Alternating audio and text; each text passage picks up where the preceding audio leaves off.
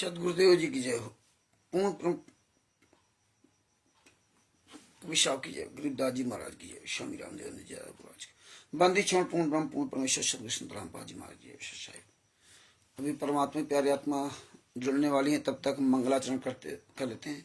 सतगुरुदेव जी की जय हो। बंदी छोड़ पूर्ण विशाख की जय हो। बंदी छोड़ गरीबदास जी महाराज की जय हो। स्वामी रामदेवानंद जी दादा गुरु महाराज की जय हो। बंदी छोड़ पूर्ण ब्रह्म पूर्ण परमेश्वर सदगुरु संत रामपाल जी महाराज की जय हो। परमात्मा क्षय प्यारी आत्मा को कानपुर श्री रामचंद्र दास की सच्चाई। गरीब नमो नमो सतपुरुष को नमस्कार गुरु की नहीं, सुर नर मुनिजन साधवा संतों सर्वस्दी नहीं। सतगुरु साहिब संत सब दंडोतम प्रणाम, आगे पीछे मधुवे तिन जा कुर्बान। नराकार निर्विसनम काल जाल भय भंजनम, निर्निपुण अगर अनुपे सुंदरम। सोहम सुरति समापतम सकल समाना नेतले, उज्ज्वल हिरंबर हरदम बेपरवाह था वार पार नहीं मध्यतम। गरीब जो सुमृत सिद्ध होई, गणनायक गलताना करो अनुग्रह सोई। पारस पद परवाना आदि गणेश मनाऊं, गणनायक देवन देवा चरण कमल लाऊं। आदि अंत करूं सेवा परम शक्ति संगीतम, ऋषि दाता सोई अविगत गुण अतीतम। सत्पुरुष निर्मोही जगदम्बा जगदीशम, मंगल रूप मुरारी तन मन अर्पूं शीशम। भक्ति मुक्ति भंडारी सुर नर मुनि जन ध्यावे, ब्रह्मा विष्णु महेशा शीश सहस मुख गावे। पूजे आदि गणेशा इंद्र को बेर सरीका, वरुण धर्म ध्यावे। सुमरत जीवन जी का मन इच्छा फल पावे। 33 कोटि अदारा ध्यावे सहस 88, उतरे भव जल पारा कटिए यम की फांसी। 33 कोटि अधारा ध्यावे सहस 88, उतरे भव जल पारा कटिए यम की फांसी। सत्साहिब बंदी छोड़ पूर्ण ब्रह्म पूर्ण परमेश्वर सतगुरु संत रामपाल जी महाराज की जय हो।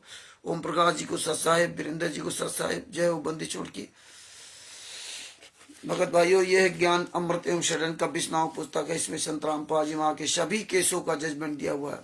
इसमें छुड़ानी दाम कांड से लेकर बरवाला कांड तक का पूरा काला चिट्ठा दिया हुआ है। इसमें तिमिर दूत पवन तक संजय तक जैसे गद्दारों का पूरा काला चिट्ठा दिया हुआ है। इसमें 51 जो गुंडे राष्ट्रीय सभा सेवा के थे उनका भी पूरा नाम पता विवरण दिया हुआ है। भगत भाइयों, इसमें FIR नंबर 426 727 428 429 430 443 सबका इसमें पूरा विवरण दिया हुआ है। बिहार के सीनियर मुकेश भूषण जी द्वारा परमात्मा ने पुस्तक लिखवाई है। और ये पुस्तक सरभूषण से प्राप्त करने के लिए उनका मोबाइल नंबर 99 31 59 20 93 से संपर्क कर सकते हैं। तो भगत भाइयों, आज का हमारा जो चैप्टर था परमात्मा की दया से कुरान शरीफ के बारे में। जो ये कुरान शरीफ है, परमात्मा ने तो ऐसे भी हमें सब कुछ बता ही दिया कुरान शरीफ के बारे में। कुरान शरीफ के बारे में परमात्मा ने हमें सब कुछ बता दिया। और इसके अलावा इसमें जो कुछ बातें ऐसी परमात्मा ने दिखाया तो बहुत कुछ है, लेकिन मेन आप तक पहुंचाने का प्रयास करूंगा परमात्मा की दया से। तो भगत भाइयों, ये कुरान शरीफ है। इस कुरान शरीफ को जो लोग पढ़ते हैं तो इसमें बताया गया है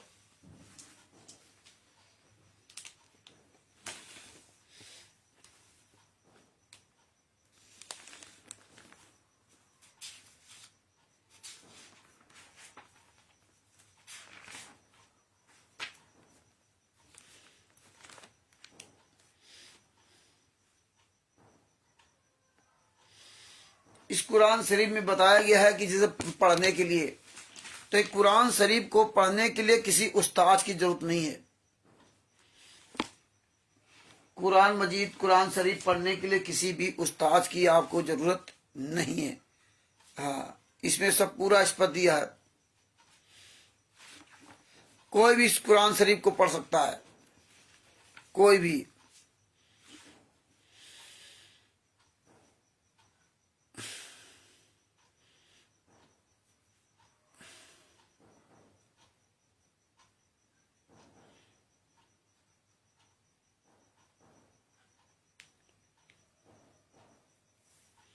तो ये बड़ी चमत्कारी कलाम है, ये कोई भी कुरान शरीफ पढ़ सकता है। और ये कुरान शरीफ जो है, कुरान मजीद के उतारने और संग्रह व संकलन के हालात। कुरान मजीद एक पवित्र किताब है। त्रिभुवनदास जी साहिब, कुरान मजीद एक पवित्र किताब है जो अंतिम नबी हजरत मोहम्मद सल पर उतारी गई थी। यह अर्श कुर्सी के मालिक का कलाम है। वो पूर्ण परमात्मा अर्श पर बैठा हुआ, तखत पर जा बैठा उस मालिक का कलाम है, जो उसने स्वयं एक गुजीदा पैगंबर और मरकब सबसे ज्यादा लोकप्रिय बंदे पर नाजिल किया। इस्लाम का आधार इसी आसमानी फरमान मतलब कुरान पे, पेज नंबर 6 पर, जिसने अनुपालन किया वो इस्लाम के दायरे में दाखिल हुआ। जिसने जरा से भी आज्ञा की वह इस पाकीजा मतलब पवित्र इस्लाम से अलग हो गया।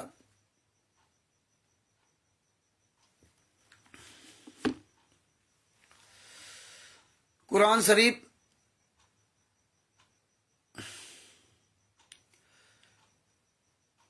दोनों किस्में कुरान शरीफ निकाल दी गई, ये उनका लिखना कुरान मजीद जायज नहीं है।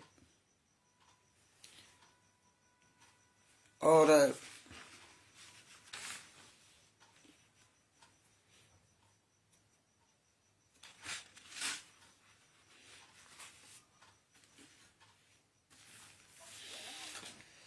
पेज नंबर 10 पे कहा है, सही है कि कुरान मजीद की तिलावत मतलब पवित्र पुस्तक पढ़ने के लिए किसी उस्ताद से इजाजत लेना या उसको सुनाना शर्त नहीं। हाँ, इतना जरूरी कि कुरान मजीद सही पढ़ता हो।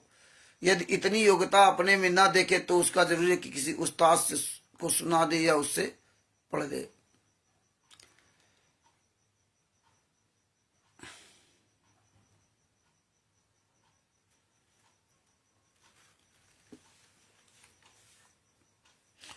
कुरान मजीद जो है अत्यंत मधुर आवाज में पढ़ना चाहिए। पेज नंबर 11 पर है, धमपाल दास जी के सत साहिब, हरीश दास जी के सत साहिब।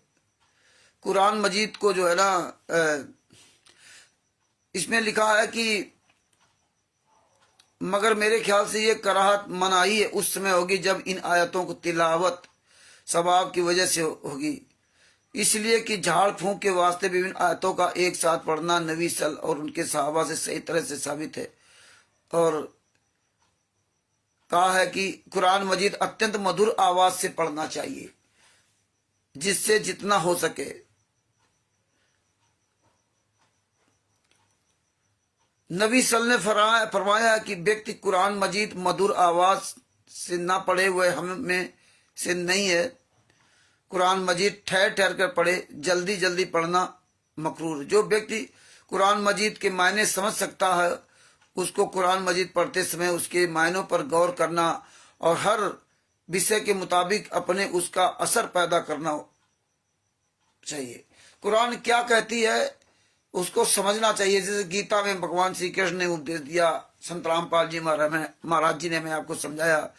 इस तरह कुरान मजीद कहती क्या है, हमें उनके शब्दों पर ध्यान देना चाहिए। नहीं कि अब पढ़ते चले गए, बस पढ़ते चले गए।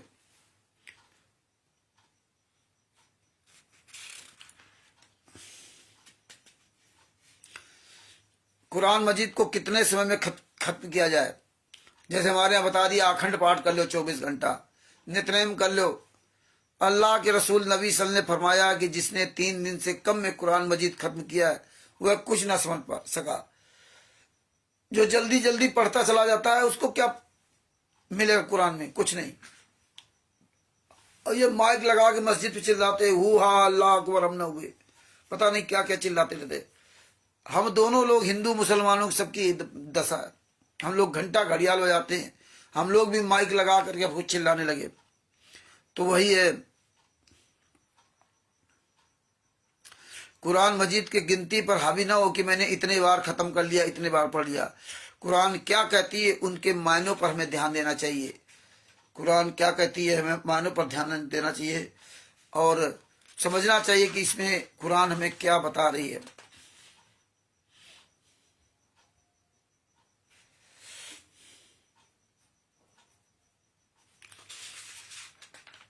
इस तरह से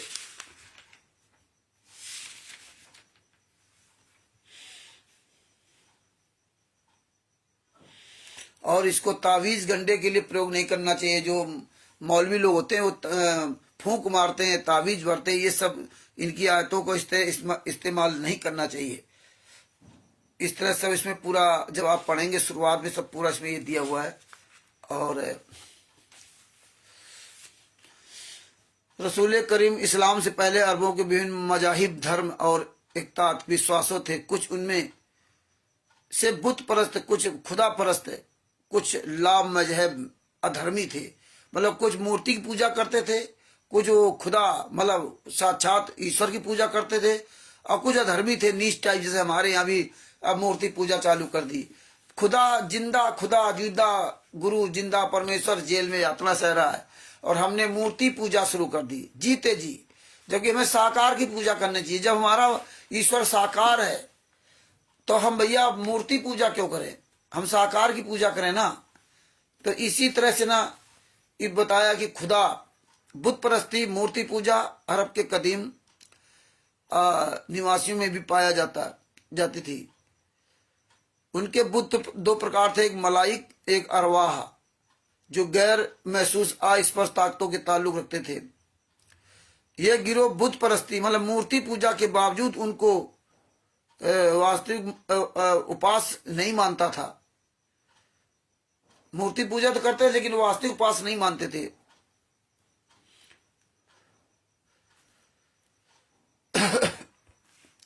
इस तरह से पूरा इसमें विवरण दिया है। और बहुत कुछ दिया है, लेकिन मेन चीज पर हम बात करते हैं ना तो बहुत लंबा वीडियो हो जाएगा। और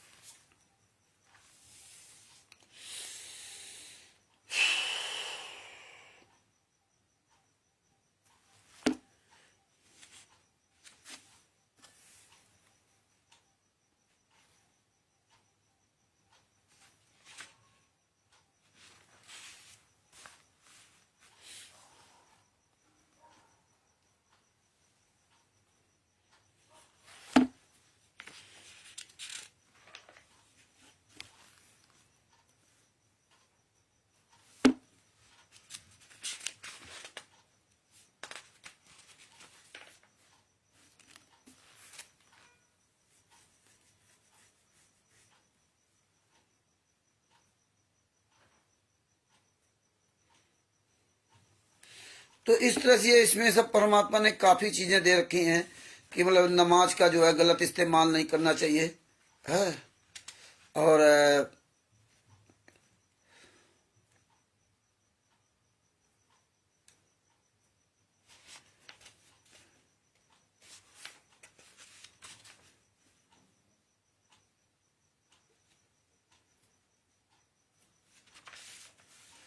नमाज को जो है ना, जो मौलवी लोग हैं वो जो है उसको गलत इस्तेमाल ना करें, तावीज गंडा के लिए इस्तेमाल ना करें। और कुरान कोई भी पढ़ सकता है और आराम से कुरान पढ़ना चाहिए। जिस तरह में रामचरितमानस है, गीता है, बाइबल है, इसी तरह में कुरान को भी आराम से पढ़ना चाहिए। और मेन बात ये जैसे कि मतलब जो है ये लोग क्या करते हैं, जो जीव हत्या करते हैं, जीव हत्या करते हैं और उसके बारे में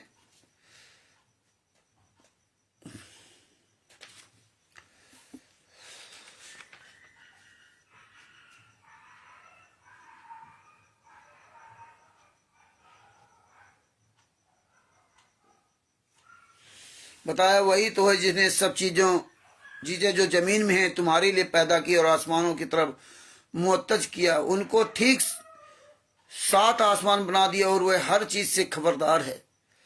जब तुम्हारे परवरदिगार ने फरिश्तों से फरमाया कि मैं जमीन में अपना नायाब बनाने वाला हूं, उन्होंने कहा क्या तुम ऐसे एक शख्स को नायाब बनाना चाहते हो? तो इस तरह से सब इसमें दिया। और हमने कहा कि हे आदम, तुम और तुम्हारी बीबी जन्नत में रहे, पैरवी करना, मेरी हिदायत कबूल करना, दोजख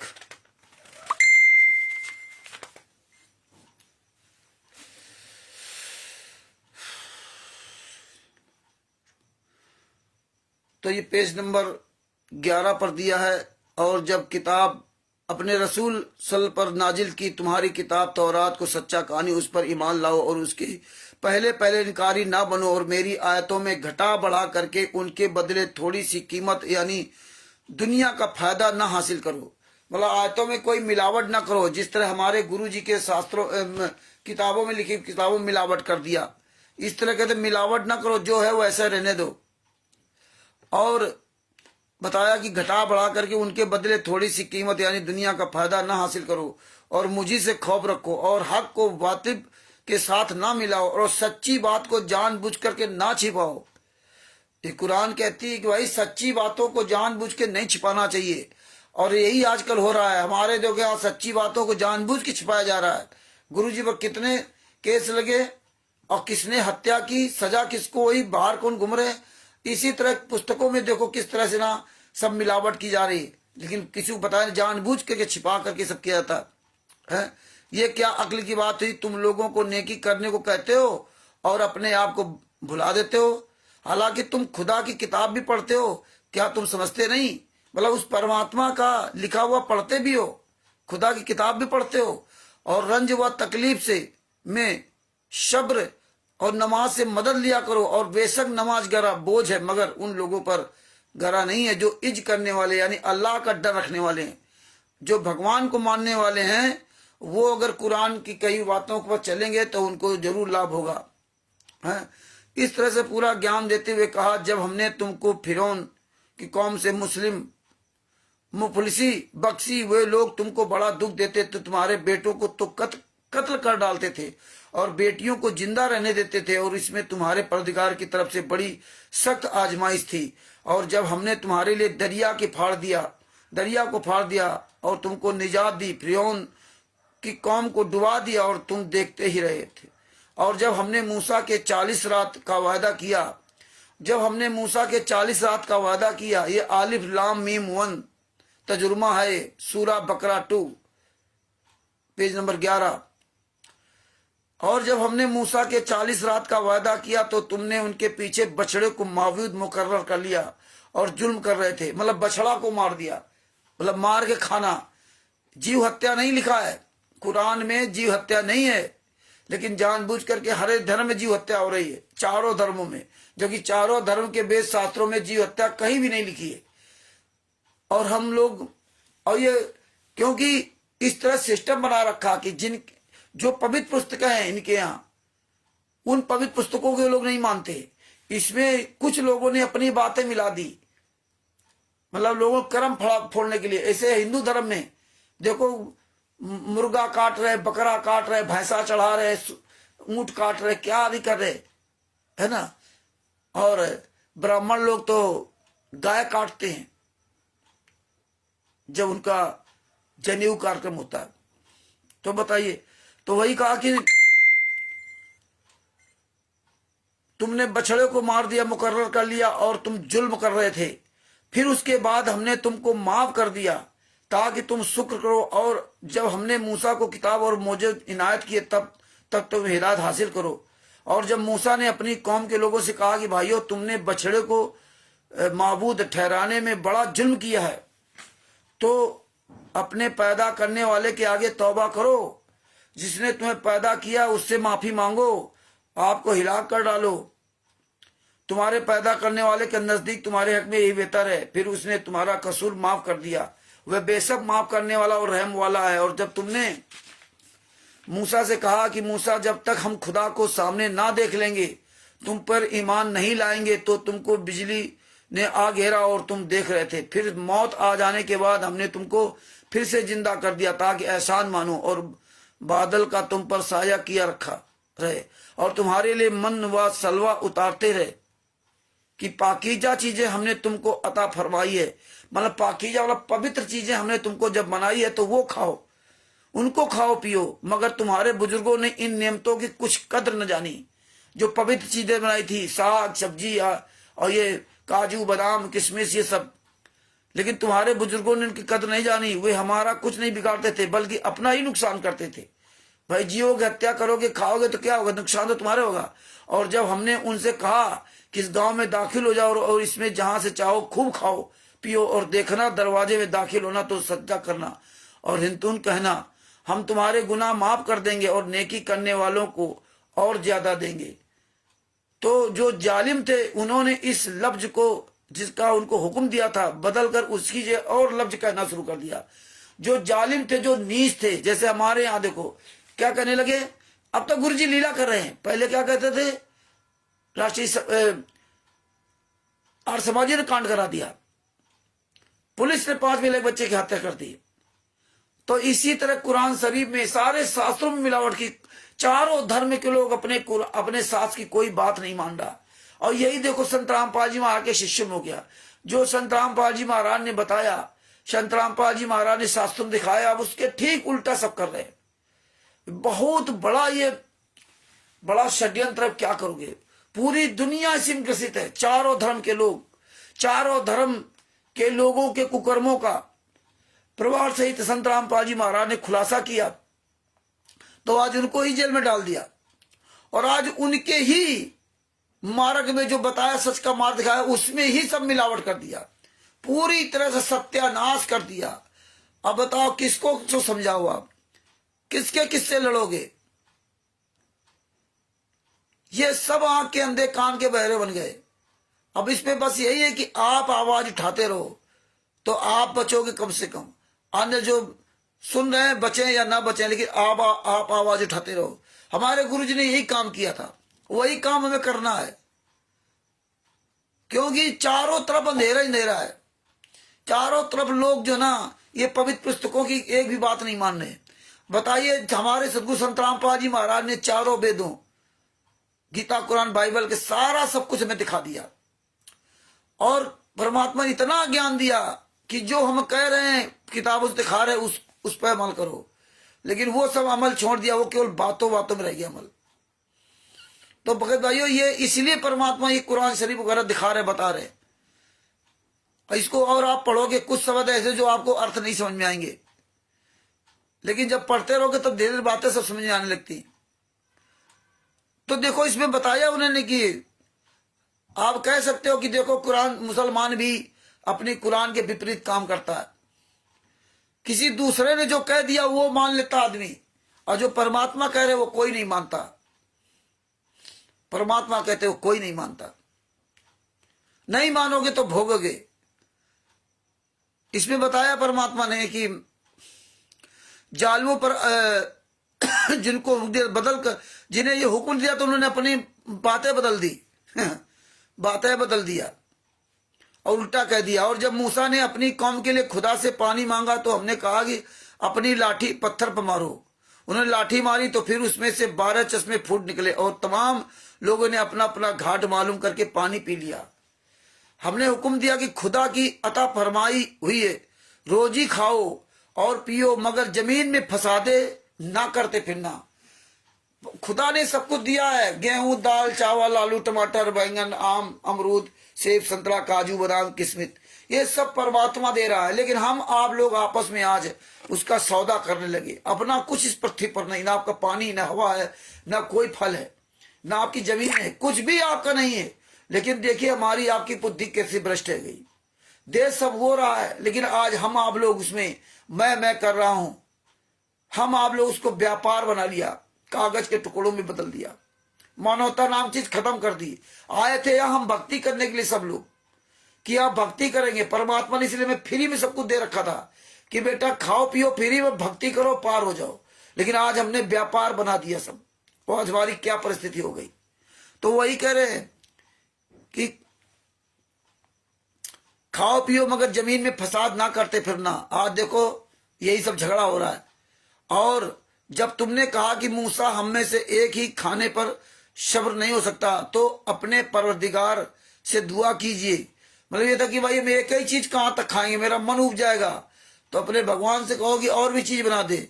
तो तरकारी और ककड़ी और गेहूं और मसूर और प्याज वगैरह जो नबातात जमीन से उगती है हमारे लिए पैदा कर दे। उन्होंने कहा कि भला उम्दा चीज छोड़कर उनके बदले खराब चीजें क्यों चाहते हो, अच्छी चीजें खाओ।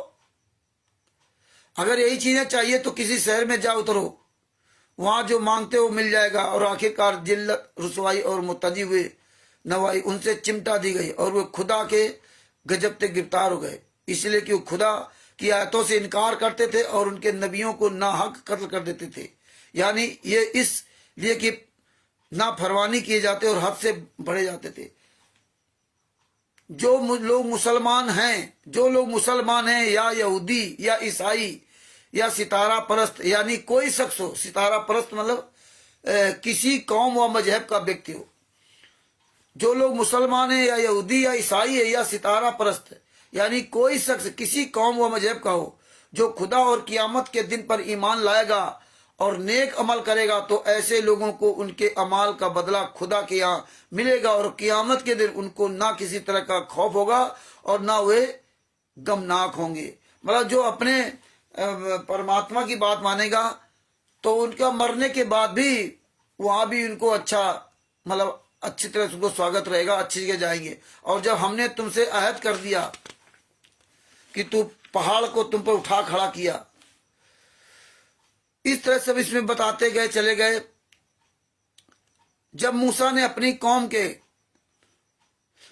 बताते चले गए, समझाते गए, जो किताब हमने तुमको दी है ये कुरान शरीफ, उसको जोर से पकड़े रहो और जो उसमें लिखा है उसे याद रखो ताकि अजाब से महफूज रहो। तो तुम इसके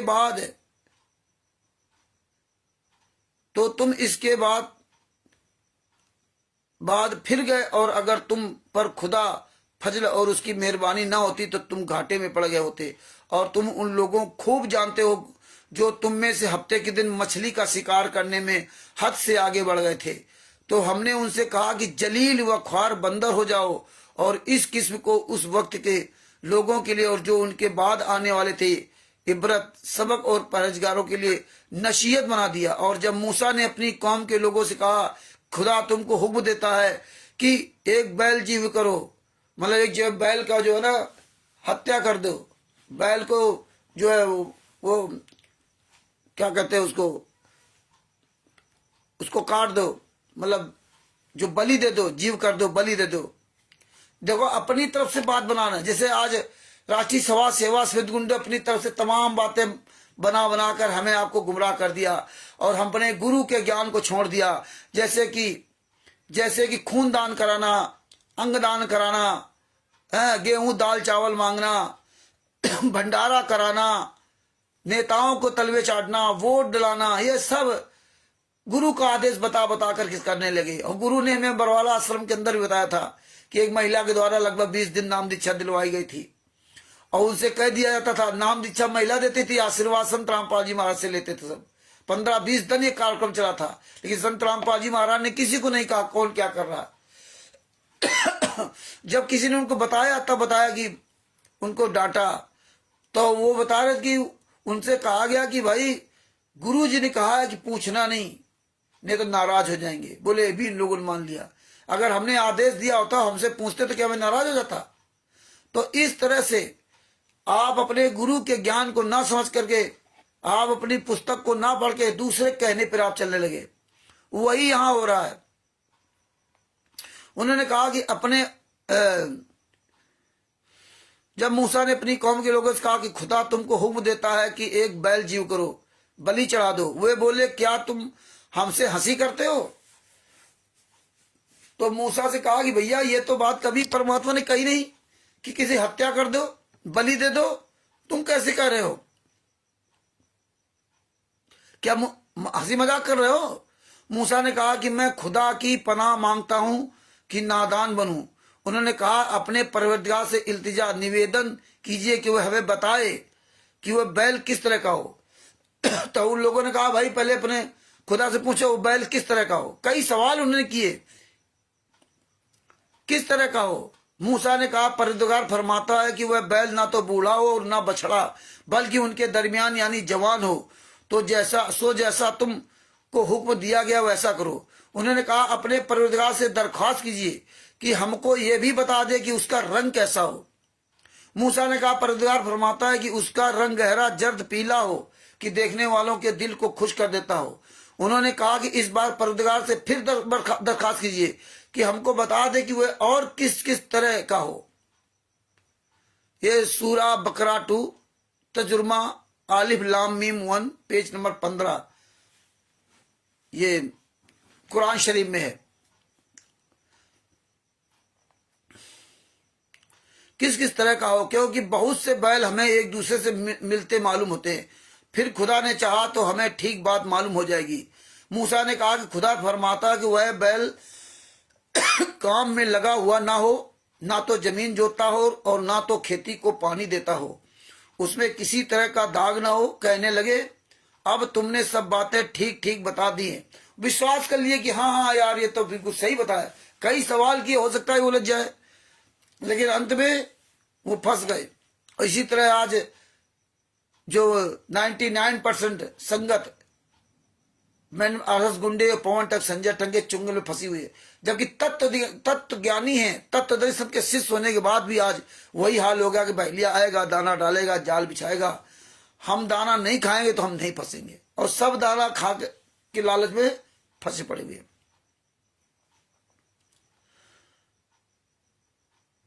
गरज बड़ी मुश्किल से उन्होंने उस बैल को बलि चढ़ा दिया।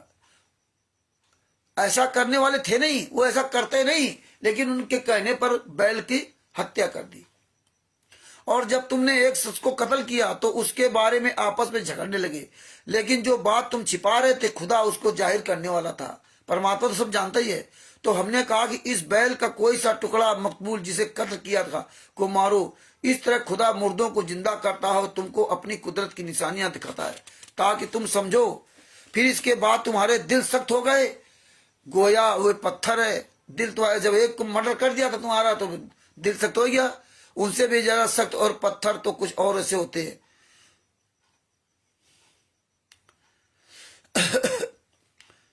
कुछ ऐसे होते तो खुदा के खौफ से गिर पड़ते, और खुदा तुम्हारे अमलों से बेखबर नहीं है। क्या तुम उम्मीद रखते हो कि ये लोग तुम्हारे दीन के कायल हो जाएंगे? हालांकि उनमें से कुछ लोग कलामे खुदा यानी तौरात को सुनते, फिर उसके सुन लेने के बाद उसको जानबूझकर बदल देते हैं। पढ़ेंगे क्या, आपको क्या आदेश बता देंगे, दूसरी बात बता देंगे, जैसे हमें आपको गुमराह किया गया था। ये लोग जब मोमिनों मिलते हैं तो कहते हैं कि हम ईमान ले आए हैं। आपस में एक दूसरे से मिलते हैं तो कहते हैं जो बात खुदा ने तुम पर जाहिर फरमाई हुए तुम उनको इसलिए बता देते हो कि क़यामत के दिन उसी के हवाले तुम्हारे परदिगार के सामने तुमको इल्जाम दे। क्या तुम समझते नहीं? तो इस तरह सब इसमें दिया है कि हाँ, जो बुरे काम करे और गुनाह हर तरह से उसको घेर ले तो ऐसे लोग दोजख में मतलब नरक में जाने वाले हैं। वे हमेशा उनमें जलते रहेंगे। और जो ईमान, जो अच्छे लोग होंगे, ईमान लाएंगे, अच्छे लोग होंगे, वो नेक काम करें, वे जन्नत के मालिक होंगे और हमेशा उसमें ऐश करते रहेंगे। ये इस तरह सब इसमें पूरा प्रमाण दिया कि देखिए कुरान शरीफ में भी किस तरह से लोग जो है ना सब मिलावट करते थे, उसमें लिखा क्या था और बताते क्या थे। और आज यही हो रहा है कि इस कुरान शरीफ में लिखा क्या है और हमें बताया क्या जा रहा है। हमारे कर्म फोड़े जा रहे हैं।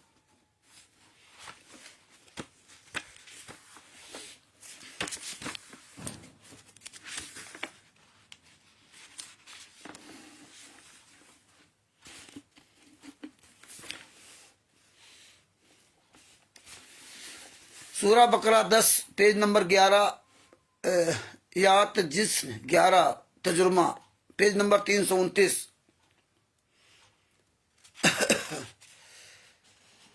रात और दिन के दूसरे पीछे जाने में और जो चीजें खुदा ने आसमान और जमीन में पैदा की वह सब में डरने वाले निशानियां हैं।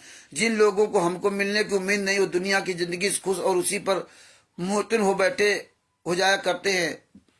उनका ठिकाना अब आसमान की वजह से वे दोजख में रहते हैं, नरक में पड़ते हैं। आगे बताया कि उन्हें हम छोड़े रखते हैं कि अपनी सरकशी में बहते रहे। जब इंसान को तकलीफ पहुंचती है तो लेटा और बैठा और खड़ा हर हाल में पुकारता है। फिर जब हम तकलीफ को इससे दूर कर देते हैं तो वह बेलिहाज हो जाता है, इस तरह गुजर जाता है कि गोया किसी तकलीफ पहुंचने पर हमें कभी पुकारा ही नहीं था। मतलब जब तकलीफ होगी तो हमें पुकारेगा और जब ठीक हो जाएगा तो हमें भूल जाएगा। इस तरह सब पूरा इसमें दिया है। और परमात्मा साकार है, इसमें सब पूरा उसका प्रमाण दिया है कि परमात्मा साकार है, निराकार नहीं है। और ये लोग सब निराकार बता रखे हैं।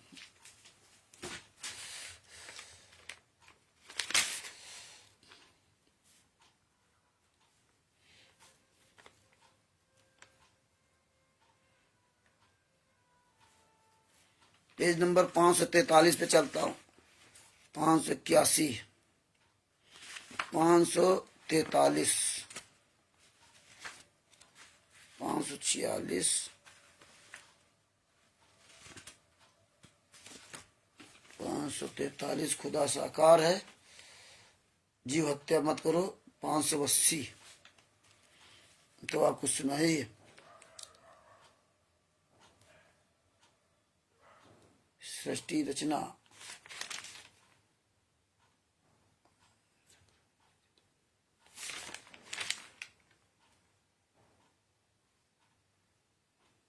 दो सौ 543,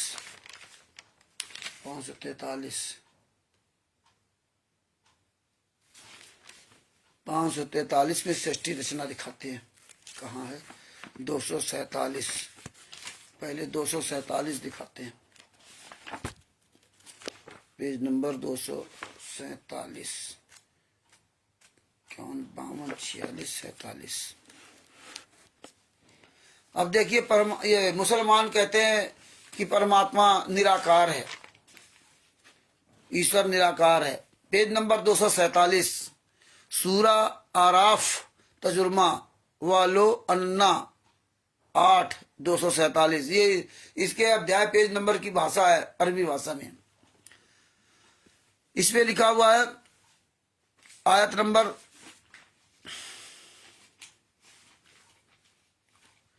54, 55, 56।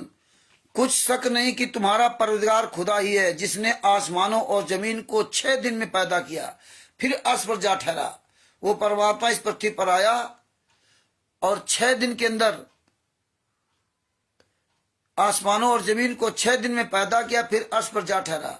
यही बाइबल में शुरुआत ही में प्रमाण दिया है और संत रामपाल जी महाराज ने हमें प्रमाण दिखा। वही रात को दिन का लिबास पहनाता है कि वह उसके पीछे दौड़ता चला जाता है, और उसी ने सूरज और चांद और सितारों को पैदा किया। सब उसी के हुक्म के मुताबिक काम में लगे हुए हैं। देखो, सब मखलूक भी उसी की है और हुक्म भी उसी का है।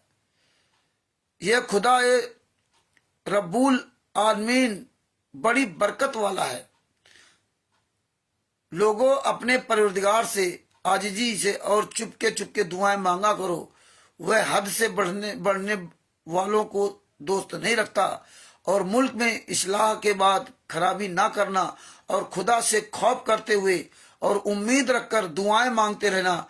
कुछ शक नहीं कि खुदा की रहमत नेकी करने वालों से करीब है, और वही तो है जो अपनी रहमत यानी वारिस से पहले हवाओं को खुशखबरी बनाकर भेजता है, यहाँ तक कि जब वह भारी भारी बादलों को उठा लाती तो हम उसको एक मरी हुई बस्ती की तरह हाँक देते हैं। फिर बादल वर्षा बरसाते हैं, फिर में से हर तरह के फल पैदा करते हैं। इस तरह हम मुर्दों को जमीन से जिंदा कर बाहर निकालेंगे। ये आ जाते इस बयां की जाती हैं ताकि तुम नसीहत पकड़ो। जो जमीन पाकीज है, पवित्र है, उसमें से सब्जा भी परवरदिगार हुक्म से अच्छा ही निकलता है, जो खराब है। इस तरह से इसमें दो पेज नंबर 247 पे दिया और 327 पे आप दिखाता हूं। मतलब एक ही चीज को इस कुरान शरीफ में 2-2, 3-3 बार दिया गया है।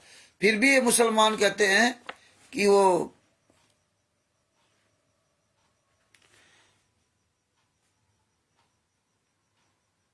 कि खुदा मतलब ईश्वर जो है निराकार है, वो ईश्वर को निराकार मानते हैं।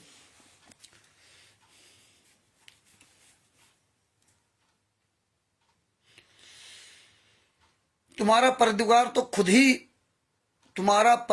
तो खुदा ही है, जिसने आसमान और जमीन 6 दिन में बनाए, फिर अर्श तख्ते शाही पर कायम हुआ। वही हर एक काम इंतजाम करता है, कोई उसके पास का कोई उसकी इजाजत हासिल किए बगैर किसी की सिफारिश नहीं कर सकता। यही खुदा तुम्हारा परवरदिगार है, तो उसी की इबादत करो, उसी परमात्मा की पूजा करो। ये कुरान शरीफ कहती है, पेज नंबर 326 327 कुरान मजीद।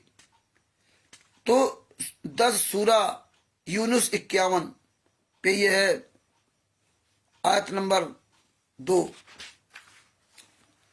तुम गौर क्यों नहीं करते, उसी के पास तुम सबको लौट कर जाना है। खुदा का वादा सच्चा है, वही खल्लत को पहली बार पैदा करता, फिर वही उसी को दोबारा पैदा करेगा, ताकि ईमान वालों और नेक काम करने वालों को इंसाफ के साथ बदला दे सके। जो काफिर है उनके लिए पीने को बहुत गर्म पानी और दर्द देने वाला अजाब होगा, नरक होगा, क्योंकि खुदा से इनकार करते थे। वही तो जिसने सूरज को रोशन और चांद को मुनव्वर नूर बनाया और चांद की मंजिलें मुकर्रर की, ताकि तुम वर्षों की गिनती और कामों का हिसाब मालूम करो। ये सब कुछ खुदा ने तदबीर से पैदा किया है। समझने वालों के लिए ये वह अपनी आयतें खोल खोल कर बयां कर फरमाता है। रात और दिन के दूसरे पीछे जाने जाने में और जिसे खुदा ने आसमान और जमीन में पैदा की है, सब में डरने वालों के लिए निशानियां हैं। जिन लोगों को हमसे मिलने की उम्मीद नहीं है और दुनिया की जिंदगी से खुश है, उसी पर मुतमिन हो बैठे हैं। इस तरह से बताया कि उनका ठिकाना आमाल की वजह से जो वे करते हैं वो दोचक में जाएंगे, नरक में जाएंगे। इस तरह से 327 अब 579 पेज नंबर 579 पे लेके चलता हूं। Page number 579, page number 538, 574,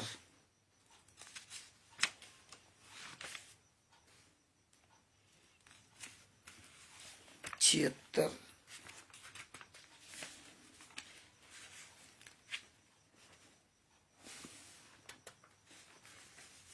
579।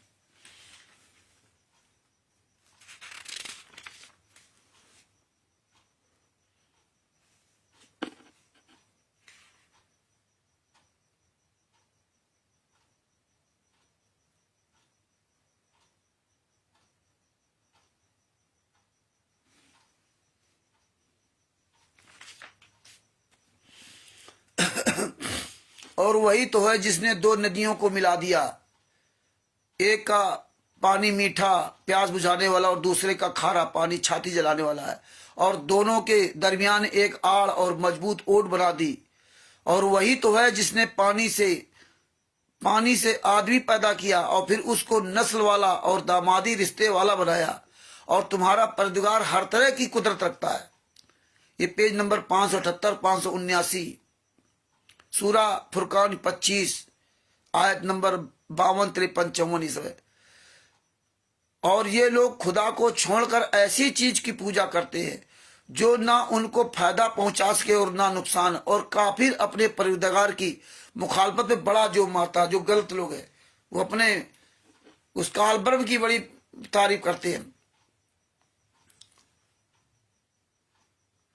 और हमने ए मोहब्बत तुमको सिर्फ खुशी और अजाब की खबर सुनाने को भेजा है। कह दो कि मैं तुमसे इस काम का मुआवजा नहीं मांगता। हाँ, जो सख्त चाहे अपने परवरदिगार की तरफ जाने का रास्ता अख्तियार कर ले।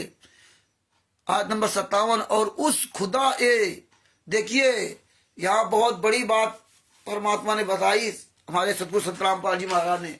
देखिए ये मुसलमान भाई क्या कहते हैं, निराकार है, निराकार, सब निराकार में उलझे हुए हैं। और इसमें देखो क्या लिखा है, आयत नंबर 57 सूरा फुरकान 25 की आयत नंबर 57 58 में लिखा है, और उस खुदा जिंदा पर भरोसा रखो। और उस खुदा उस खुदा मतलब जिंदा पर भरोसा रखो जो कभी नहीं मरेगा। वो पूर्ण परमात्मा जो कभी नहीं मरेगा, और जो मरता वो काल ब्रह्म है। 6 दिन में पैदा किया और फिर अर्श पर जा ठहरा। 6 दिन में पूरी सृष्टि की रचना की, फिर अपने तख्त पर जा बैठा। यही बाइबल में शुरुआत ही में दिया है। उत्पत्ति में पढ़ोगे तो शुरुआत ही में दिया हुआ है। जा ठहरा वह जिसका नाम रहमान यानी बड़ा मेहरबान है, कबीर है, लेकिन उन्होंने रहमान कर दिया, कबीर की जगह रहमान कर दिया, जबकि कबीर लिखा उसमें। रहमान है, बड़ा मेहरबान है, तो उसका हाल किसी बाखबर से मालूम करो। इसमें भी बता दिया कुरान शरीफ ने कि उसका हाल किसी तत्वदर्शी संत से बात पूछो। बाखबर मीन्स तत्वदर्शी संत है। और यही रामचरितमानस में भगवान राम ने कहा कि सदगुरु की खोज करो। भगवान श्री कृष्ण ने अर्जुन से कहा सदगुरु की खोज करो, क्योंकि इन सब के अंदर से काल ब्रह्म बोल रहा था। काल ब्रह्म जानता था उस परमात्मा के बारे में। ब्रह्मा विष्णु महेश उस परमात्मा के बारे में नहीं जानते, काल ब्रह्म जानता था। तो इसमें बता दिया उस तत्वदर्शी की खोज करो। और जब इन काफिरों से कहा जाता है कि रहमान को सजदा करो, कबीर को सजदा करो, तो कहते हैं कि रहमान क्या है, क्या इसके लिए तुम हमसे कहते हो हम उसके आगे सजदा करें? और उसके बिदकते हैं और उससे बिदकते हैं। और खुदा बड़ी बरकत वाला है, जिसने आसमानों में बुर्ज बनाए और उनमें सूरज का निहायत रोशन चिराग और चमकता हुआ चांद भी बनाया। और वही तो है जिसने रात और दिन को एक दूसरे के पीछे आने जाने वाला बनाया। ये बातें उन शख्स के लिए जो गौर करना चाहें या शुक्रगुजारी का इरादा करें, सोचने और समझने की है। और खुदा के बंदे तो वे हैं जो जमीन पर आहिस्तगी से चलते हैं, मतलब घमंड से नहीं चलते, आराम से चलते हैं। जब जाहिल लोग उनसे जाहिलाना बातचीत करते हैं तो सलाम कहते हैं, और जो अपने परवरदिगार के आगे सजदे करके और इज्जत व अदब से खड़े रहकर रातें बसर करते हैं, और वे जो दुआ मांगते रहते हैं कि हे परवरदिगार दोजख के अजाब से हमसे दूर रखियो, कि उसका अजाब बड़ी तकलीफ की चीज है और दोजख ठहरने और रहने की बहुत बुरी जगह है। और वे कि जब खर्च करते हैं तो ना वे बेजा उड़ाते हैं और ना तंगी को काम में लाते हैं, बल्कि एतदाल के साथ ना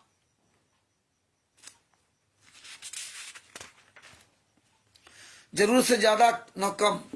और वे जो खुदा के साथ किसी और माबूद को नहीं पुकारते, खुदा के अलावा और किसी को नहीं पुकारते। आज देखो संत रामपाल जी महाराज तमाम गुरु बन गए।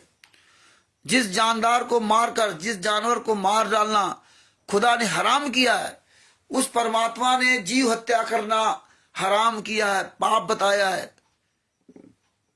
उसको कत्ल नहीं करते, मगर जायज तरीके यानी शरीयत के हुक्म से और भी बदकारी नहीं करते। और जो ये काम करेगा सख्त गुनाह में पड़ा होगा। जो हत्या करेगा, मर्डर करेगा, जीव हत्या करेगा, जो बलि चढ़ाएगा, उसको बहुत सख्त सजा मिलेगी।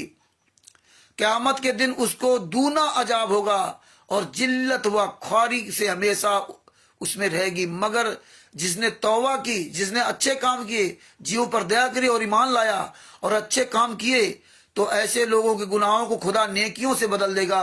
और खुदा तो बख्शने वाला मेहरबान है। और जो तौबा करता है और नेक अमल करता है तो बेशक वह खुदा की तरफ रुच करता है, मतलब खुदा ईश्वर की तरफ बढ़ता है। और वे जो झूठी गवाही नहीं देते और जब उनको बेहुदा चीजों के पास से गुजरने का इत्तेफाक हो तो बुजुर्गों जैसे अंदाज से गुजरते हैं। और वे कि जब उनको परवरदिगार की बातें समझाई जाती हैं तो उन पर अंधे और बहरे होकर नहीं गिरते, बल्कि गौर व फिक्र से सुनते हैं। मतलब अंधा बहरा बन के नहीं, जो आज हम सब लोग तत्वदर्शी होने के बाद भी शिष्य होने के बाद अंधे बहरे गूंगे बन करके गिरे हुए हैं। देख लीजिए हालात क्या है। तो इस तरह से कुरान शरीफ में परमात्मा ने बताया कि वो जो है ना, जो ईश्वर है वो साकार है, वो जीवित, और ये मुसलमान भाई कहते हैं वो तो निराकार है। तो इस तरह से परमात्मा ने इसमें बहुत कुछ दिखाया है और बहुत कुछ बताया है। तो भगत भाइयों, मेन बात पे आते हैं, आपको जो बताना चाहते थे कि कुरान शरीफ में लगभग 32 जगह कबीर साहब का नाम है, 32 जगह, और वो सब परमात्मा ने सब ये लिखवा रखी है। और वही आपको अभी जो ना एक एक करके सुनाएंगे।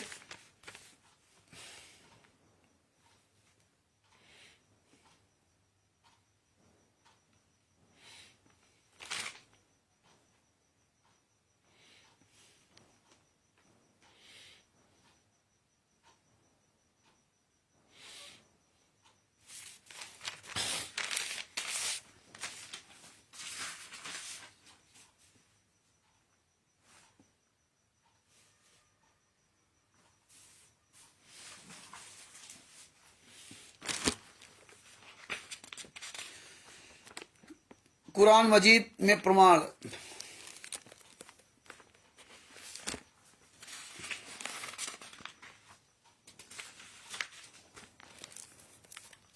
कबीर परमात्मा का प्रमाण कुरान मजीद में। पवित्र कुरान मजीद हिंदी मुर्तजमा, अरबी मतन।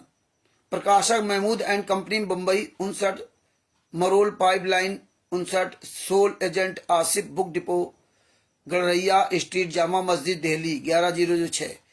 तजुर्मा फतेह मोहम्मद खां साहब जलंधरी, मुस्तफ़ा।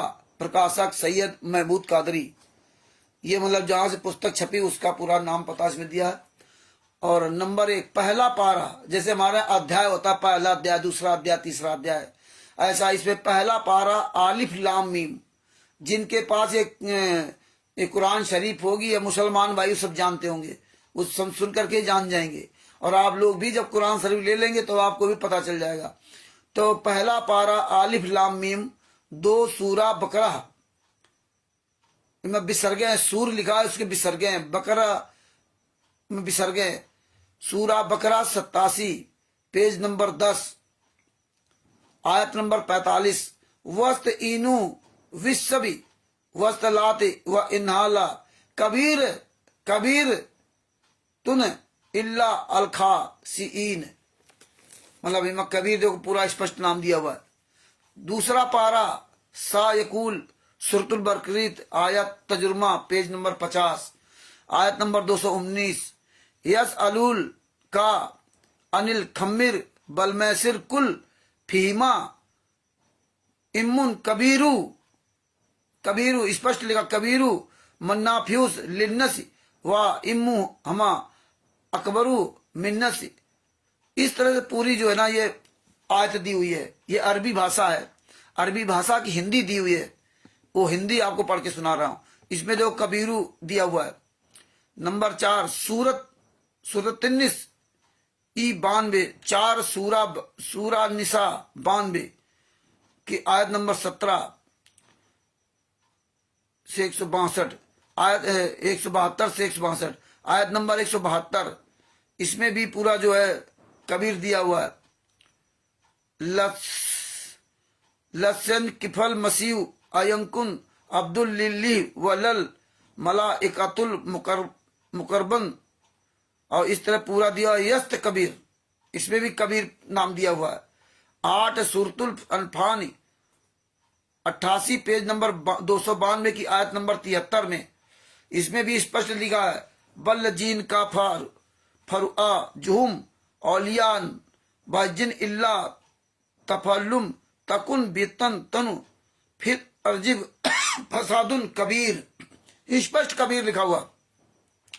वैसे तो जो 746 बार कबीर साहब का नाम है कुरान शरीफ में, अकबीरू खबीरन इस तरह से ना, लेकिन स्पष्ट कबीर लिखा हुआ है, इसमें कोई मिलावट नहीं है।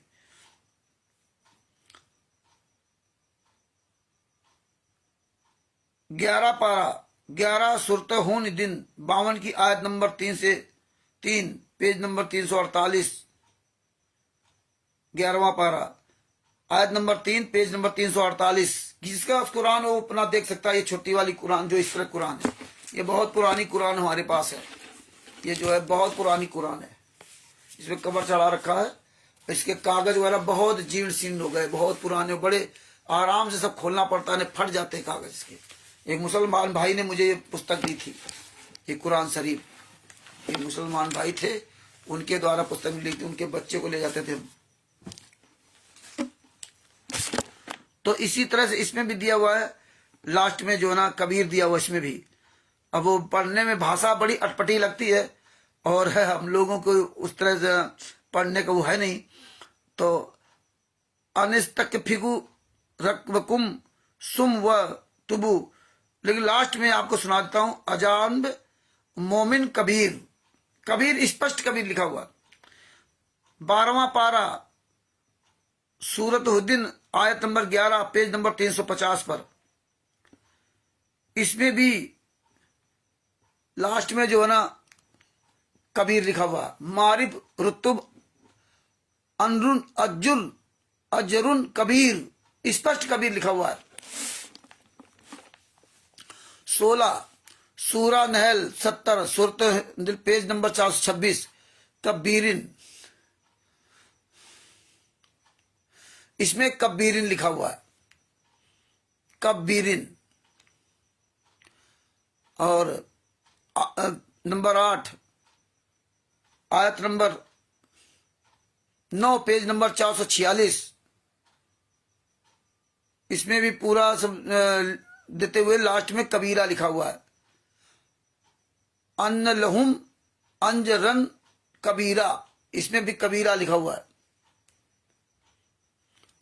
नंबर 9 आयत नंबर 31 पेज नंबर 450, इसमें भी लास्ट में खित अन कबीरा लिखा हुआ है। कोई भी मुसलमान भाई अपनी पुस्तक से मिला सकता है।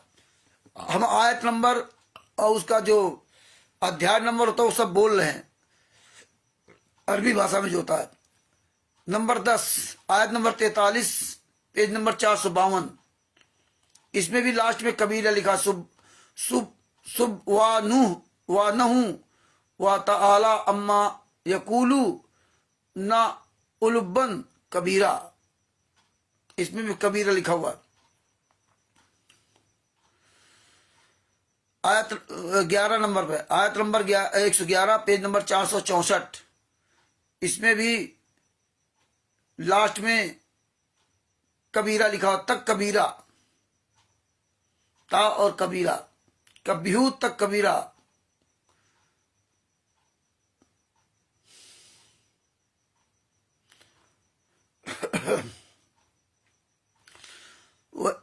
नंबर 12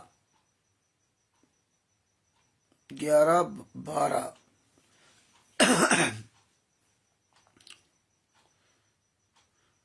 आयत नंबर 49 पेज नंबर 472 पर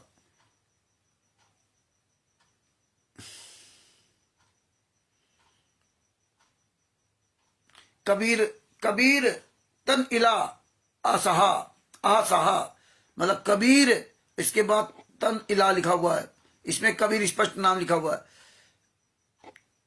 आयत नंबर 58 पेज नंबर 518, इसमें भी कबीर ललहुम, इसमें कबीर स्पष्ट लिखा हुआ है।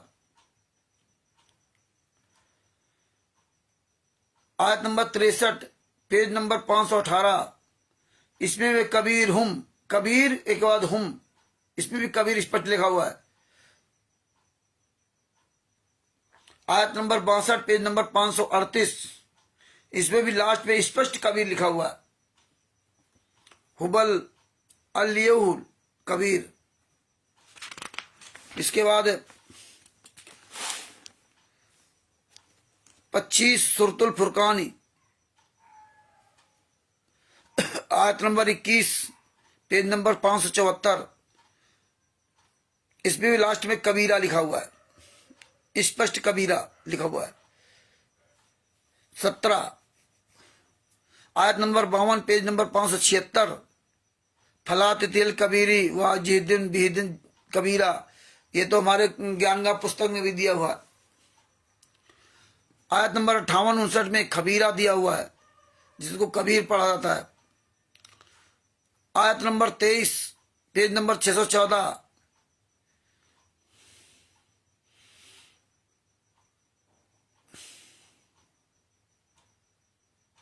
लास्ट में इसमें भी कबीर स्पष्ट दिया हुआ। 31 सूरत लुकमा, सूरत लुकमा नंबर 31 पेज नंबर 656 की आयत में भी लास्ट में कबीर लिखा हुआ है, स्पष्ट कबीर लिखा हुआ है। 33 सूरतुल अहजाबी 22वां पारा व मैयत नुतु पेज नंबर 672, आयत नंबर 47 पेज नंबर 672, इसलिए पेज नंबर आयत नंबर सब बोल रहे हैं, और उसका अध्याय पेज नंबर है। जो कुरान शरीफ पढ़ रहे हैं जो मुसलमान भाई वो सब समझ लेंगे। ऐसे धीरे धीरे परमात्मा ने काफी चीजें समझवाई है। आयत नंबर 47 पेज नंबर 672 पे लास्ट में कबीरा लिखा हुआ है। और 35 सुरतुल फातिरिन कि आयत नंबर 7 से पेज नंबर 690 पर, आयत नंबर 7 पेज नंबर 690, इसमें भी लास्ट में एकदम कबीर, स्पष्ट कबीर लिखा हुआ है।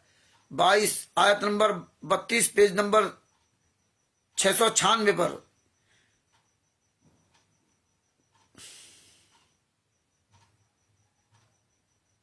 इसमें भी लास्ट में कबीर लिखा हुआ है। अब इन्होंने कबीर को रहमान कर दिया। कहां तक आप बदलोगे भाई? कबीर ये सब नहीं मानोगे, अकबीरू ये नहीं मानोगे, तो कबीर तो मानोगे। कबीर एज के नाम नहीं है, लगभग 32 जगह स्पष्ट लिखा हुआ, 32 जगह। 21 नंबर पर, आयत नंबर 7 पेज नंबर 690, इसको तो आप बता दिया लास्ट में, फजलुल कबीर, हुबल फजलुल कबीर लास्ट में बता रहा हूं।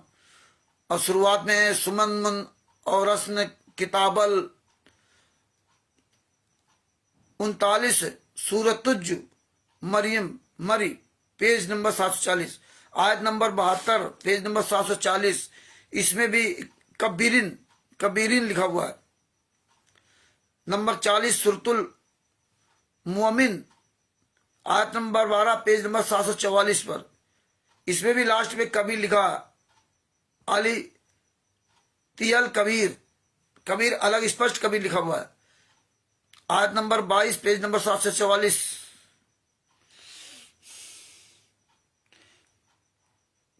कबीरुन शहीदुन, इमाम कबीर लिखा हुआ है। आयत नंबर 35 पेज नंबर 748, इसमें कबीरिन कबीरीन जब्बार, इसमें कबीरिन लिखा हुआ है। आयत नंबर 22 से पेज नंबर 772, इसमें लास्ट में एकदम स्पष्ट कबीर लिखा हुआ, कबीर, कोई मिलावट नहीं, वाह या साफ शब्द में लिखा हुआ है।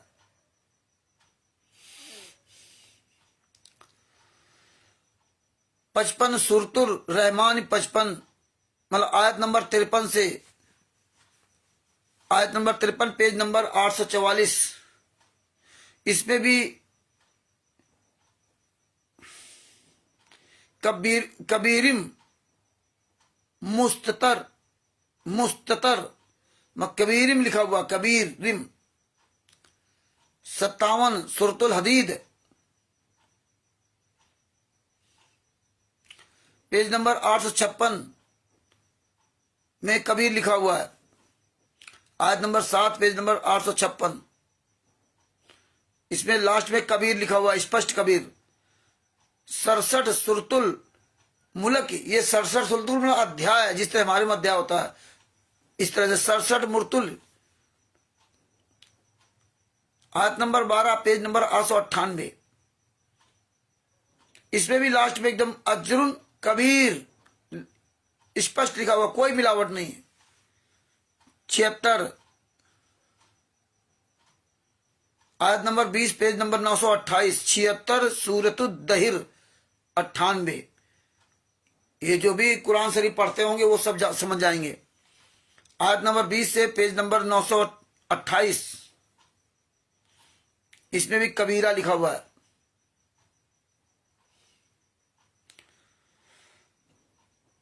इस तरह से आयत नंबर 32 सारा सुरत बनी इसराइल, आयत नंबर 60 पेज नंबर 456, इसमें भी लास्ट में फमा यजुद्दीन इल्लाह कबीरा कबीरा लिखा हुआ है।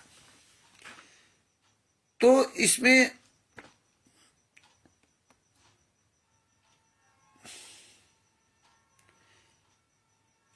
जो ना 32 जगह कबीर साहब का स्पष्ट नाम लिखा, और इसमें ऐन सीम काफ एक मंत्र भी दिया हुआ है, लेकिन मुसलमान इसको नहीं मानते। ऐन सीम काफ बताते कि ओम तत्सत ही है। तो इस तरह से भगत भाइयों, इसमें परमात्मा ने इतना सब कुछ आपको दे रखा है। 52 एक मिनट जरा एक चीज और आपको दिखा रहा हूं। अब यह है कि ये कुरान मजीद है, कुरान शरीफ, कुरान मजीद, कुछ भी कह लो, बात एक ही होती है, एक ही है। तो पेज नंबर 766, सूर्य सूरा 42, आयत number 1। Page number 766, page number 766 पे आपको लेके चलता हूं, जो ऐन सिम काफ की बात बता रहा हूं। पेज नंबर 766, 786, ये इसमें 42 सूरा 62, इसमें ऐन सीम काफ दिया हुआ आयत नंबर 1 में। आयत नंबर 1 में वाकायदे इसमें ऐन सीम काफ दिया हुआ है, और इसमें वैसे ही इन्होंने अर्थ में लिख दिया है।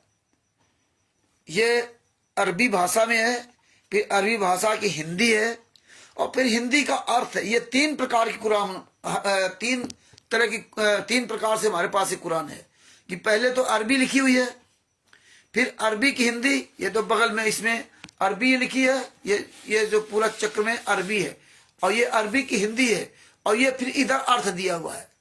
ये चीजें इसलिए अलग अलग, इसलिए हम ये पढ़ सकते हैं, नहीं हम अरबी कहां पढ़ सकते थे, इसलिए अरबी की हिंदी पर पढ़ना बड़ा कठिन है।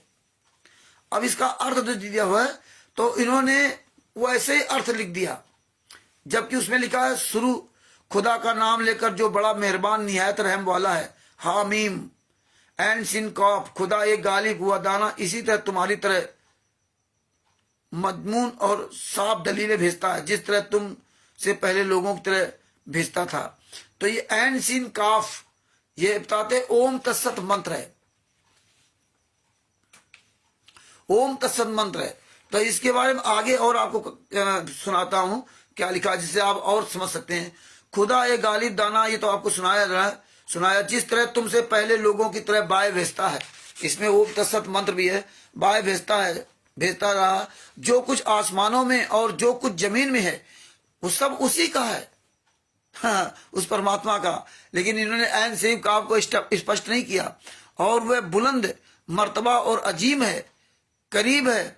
नंबर 4 करीब है, आयत नंबर 4 करीब है कि आसमान ऊपर से फट पड़े और फरिश्ते अपने परवरदिगार की तारीफ के साथ उसकी तस्बीह करते रहते हैं, और जो लोग जमीन में हैं उनके लिए माफी मांगते रहते हैं। सुन रखो कि खुदा बख्शने वाला मेहरबान है। और जिन लोगों ने, देखो है उस परमात्मा की महिमा, लेकिन ऐन सीम का आपको इन्होंने स्पष्ट नहीं किया, मुसलमानों ने वैसे ही जैसे को वैसे लिख दिया, इसका अर्थ भी हिंदी में नहीं किया। जानते थे अगर कर देंगे तो कभी ना कभी फंस जाएंगे, लेकिन परमात्मा तो परमात्मा इस तरह दिखाई देते हैं। माफी मांगते रहे, सुन रखो खुदा तो बख्शने वाला है, मेहरबान है। और जिन लोगों ने उसके सिवा कारसाज बना रखे हैं वे खुदा को याद है, और तुम उन पर दारोग नहीं हो।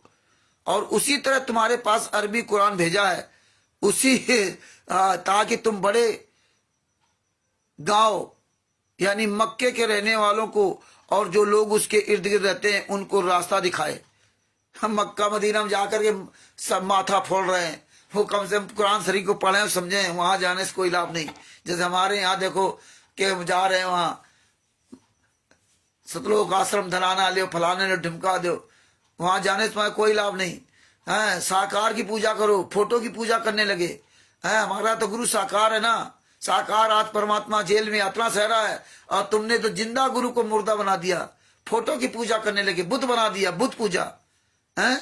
इन मूर्खों को शर्म नहीं आती है? परमात्मा ने तो घर में भी जो संतराम पाजी माँ की फोटो हमने आपने लगा रखी है, उसको भी मना किया कि दंडोत प्रणाम मत करना, वो तो केवल सेंटीमीटर काम करती है। और ये वहां हरामजादे जा रहे हैं, पवन टकिया जाए, ये तिमिर पवन टकिया, संजय नकली नानक क्या जा रहे हैं, और देखो कैसे आश्रमों में भीड़ लग रही है अपने कर्म फुड़ाने के लिए। गुंडों क्या, राष्ट्रीय सभा सेवा समिति गुंडों क्या, सतलोक आश्रम चलना, धनाना सतलोक आश्रम, सोजत सतलोक आश्रम, इंदौर और बैतूल, पंजाब, नेपाल, सब जगह अपने अपने कर्म फोड़ने जा रहे हैं। ये हालात इनके, तो वही इसमें लिखा हुआ है, उनको रास्ता दिखाओ और उन्हें क़यामत के दिन का भी जिसमें कुछ शक नहीं है डर दिखाओ। डर दिखाओ क़यामत का, उनको सबको बताओ कि तुम्हें जब प्रलय होगी ना तो तुम कहाँ रहोगे। हाँ, ये तुम काहे मक्का में दिन आ रहे हो है, अपने काहे कर्म फुड़वा रहे हो? जो कुरान शरीफ कहती है वो करो, अच्छे काम करो, अच्छी चीजें खाओ, उस परमात्मा का याद करो जिसने आपको सारी चीजें फ्री में दे रखी हैं। ये सब कुछ बता रहा। और यही आज हमारे यहाँ क्या हो रहा? उस दिन एक फरीक बहिश्त में होगा और एक फरीक दोजख में होगा। हाँ, उन्हें क़यामत का डर दिखाओ कि अगर नहीं मानोगे तो एक नरक में होगा, एक स्वर्ग में होगा। और अगर खुदा चाहता तो उनको एक ही जमात कर देता, लेकिन वह जिसको चाहता है अपनी रहमत से दाखिल कर लेता है। और जालिमों का ना कोई यार है और ना मददगार है। इन जालिमों का, ये राष्ट्रीय समाज सेवा गुंडों का कोई यार नहीं, हाँ, ना कोई इनका मददगार है। याद रखना, इनका कोई नहीं है। जो परमात्मा अपने सदगुरु संत रामपाल जी महाराज के बताए हुए अनुसार चलेगा उसका सब कुछ है, लेकिन गुंडों का कोई नहीं है। ये पूर्व जन्म की जो भक्ति शक्ति चल रही उससे जो दिखाई दे रहा है, लेकिन बाद बाकी है कुछ नहीं। क्या उन्होंने उसके सिवा कारसाज बनाया है? कारसाज तो खुदा ही है, और वही मुर्दों को जिंदा करेगा, और वह हर चीज पर कुदरत रखता है परमात्मा। और तुम जिस बात से इत्तेफाक करते हो उसका फैसला खुदा की तरफ से होगा। यही खुदा मेरा परवरदिगार है, मैं उसी पर भरोसा रखता हूँ और उसी की तरह रुअज करता हूँ। उसी की तरह आसमानों और जमीन का पैदा करने वाला वही है। उसी ने तुम्हारे लिए तुम्हारी ही जिसके जोड़े बनाए और चार पायों के भी जोड़े बनाए, और इसी तारीके पर तुमको फैलाता रहता है। अब उस जैसी कोई चीज नहीं, वह सुनता है, वह देखता है। और मुसलमान कहते निराकार है। वह सुनता है, देखता है। आसमानों और जमीन की कुंजियां उसी के हाथ में है। वह जिसके लिए चाहता है राजी फैला देता है, दया कर, और जिसके लिए चाहता है तंग कर देता है। बेशक वह हर चीज को जानता है। उसने तुम्हारे लिए दीन का वही रास्ता मुकर्रर किया जिसके अपनाने का नूह को हुक्म दिया था, और जिसकी है मोहम्मद हमने तुम्हारी तरफ वही भेजा है। तो इस तरह से इसमें जो ओम तत्सत उस पूर्ण परमात्मा का मंत्र दिया हुआ है, लेकिन इन्होंने उसको गोलमाल कर दिया। लेकिन उसको तो गोलमाल कर दिया, लेकिन आप जो आगे इतिहास लिखा उसका कैसे गोलमाल कर दोगे? इसी तरह सूरा बकरा 42 के आयत नंबर 31 में लिखा है, और तुम जमीन से खुदा को आजिज नहीं कर सकते, और खुदा के सिवा ना तुम्हारा कोई दोस्त है और ना कोई मददगार है। और उसी की निशानियों में से समुद्र के जहाज हैं। मतलब अगर खुदा चाहे तो हवा को ठहरा दे और जहाज उसकी सतह पर खड़े रह जाए। तमाम सब्र और सुख करने वालों के लिए इन बातों से खुदा की कुदरत के नमूने हैं। तो इस तरह से इसमें परमात्मा ने जो एन सीम काफ मंत्र दिया है, ये ओम तत्सत मंत्र है। ये जो है हमारा, जिस तरह हम लोग अपना अध्याय बोलते हैं ना, अध्याय फलाने, तो इसका मतलब अध्याय 42 शूरा 62 आयत नंबर 1 एन शीन काफ। जैसा अरबी भाषा में लिखा था वैसे अरबी की हिंदी कर दी एन शीन काफ, और वैसे इन्होंने यहां उतार के लिख दिया। इसका अर्थ नहीं किया। ये ऐन सीन काफ मतलब ओम तत्सत है। और इसी तरह उसमें कबीर परमात्मा का प्रमाण बाइबल में भी है, और वो बाइबल का प्रमाण मेरे पास है, आपके पास भेजूंगा, उसमें देख लेना। तो भगत भाइयों, ये जो कुरान शरीफ के बारे में दिखाया तो बहुत कुछ है, बहुत कुछ परमात्मा ने लिखवाया, सब मेंटेन कर रखा है, लेकिन काफी लंबा समय हो जाता। और मेन बात है कि 32 जगह कबीर साहब का जो नाम है तो वो स्पष्ट लिखा हुआ है, वही हमें बताना था आपको कि आप सब लोग समझें, और मुसलमान भाई जो भी हैं वो भी समझें। दूसरी बात, जो भी हमारे गुरु की बुराई करता, जो भी धर्म गुरु, ये याद कर लीजिए कि पूरे विश्व में संत रामपाल जी महाराज का जैसा कोई ना हुआ है ना होगा। मतलब वर्तमान समय बता रहे हैं, कबीर साहब की बात नहीं कर रहे हैं, जो इस समय पिछली पीढ़ी में संत रामपाल जी महाराज ने विश्व के सारे धर्म ग्रंथों का प्रमाण पूरी दुनिया के सामने उजागर किया है। लेकिन राष्ट्रीय समाज सेवा समिति गुंडों ने संत रामपाल जी महाराज की पुस्तकों में ऐसी अश्लील भाषाएं मिला मिला करके पूरी दुनिया में संत रामपाल जी महाराज को बदनाम कर रहे हैं। तो आज ये धर्मगुरु चैलेंज दे रहे हैं, चैलेंज दे रहे हैं इन गुंडों को। अब ये गुंडे राष्ट्रीय समाज सेवा समिति गुंडे अब छुपे घूम रहे हैं।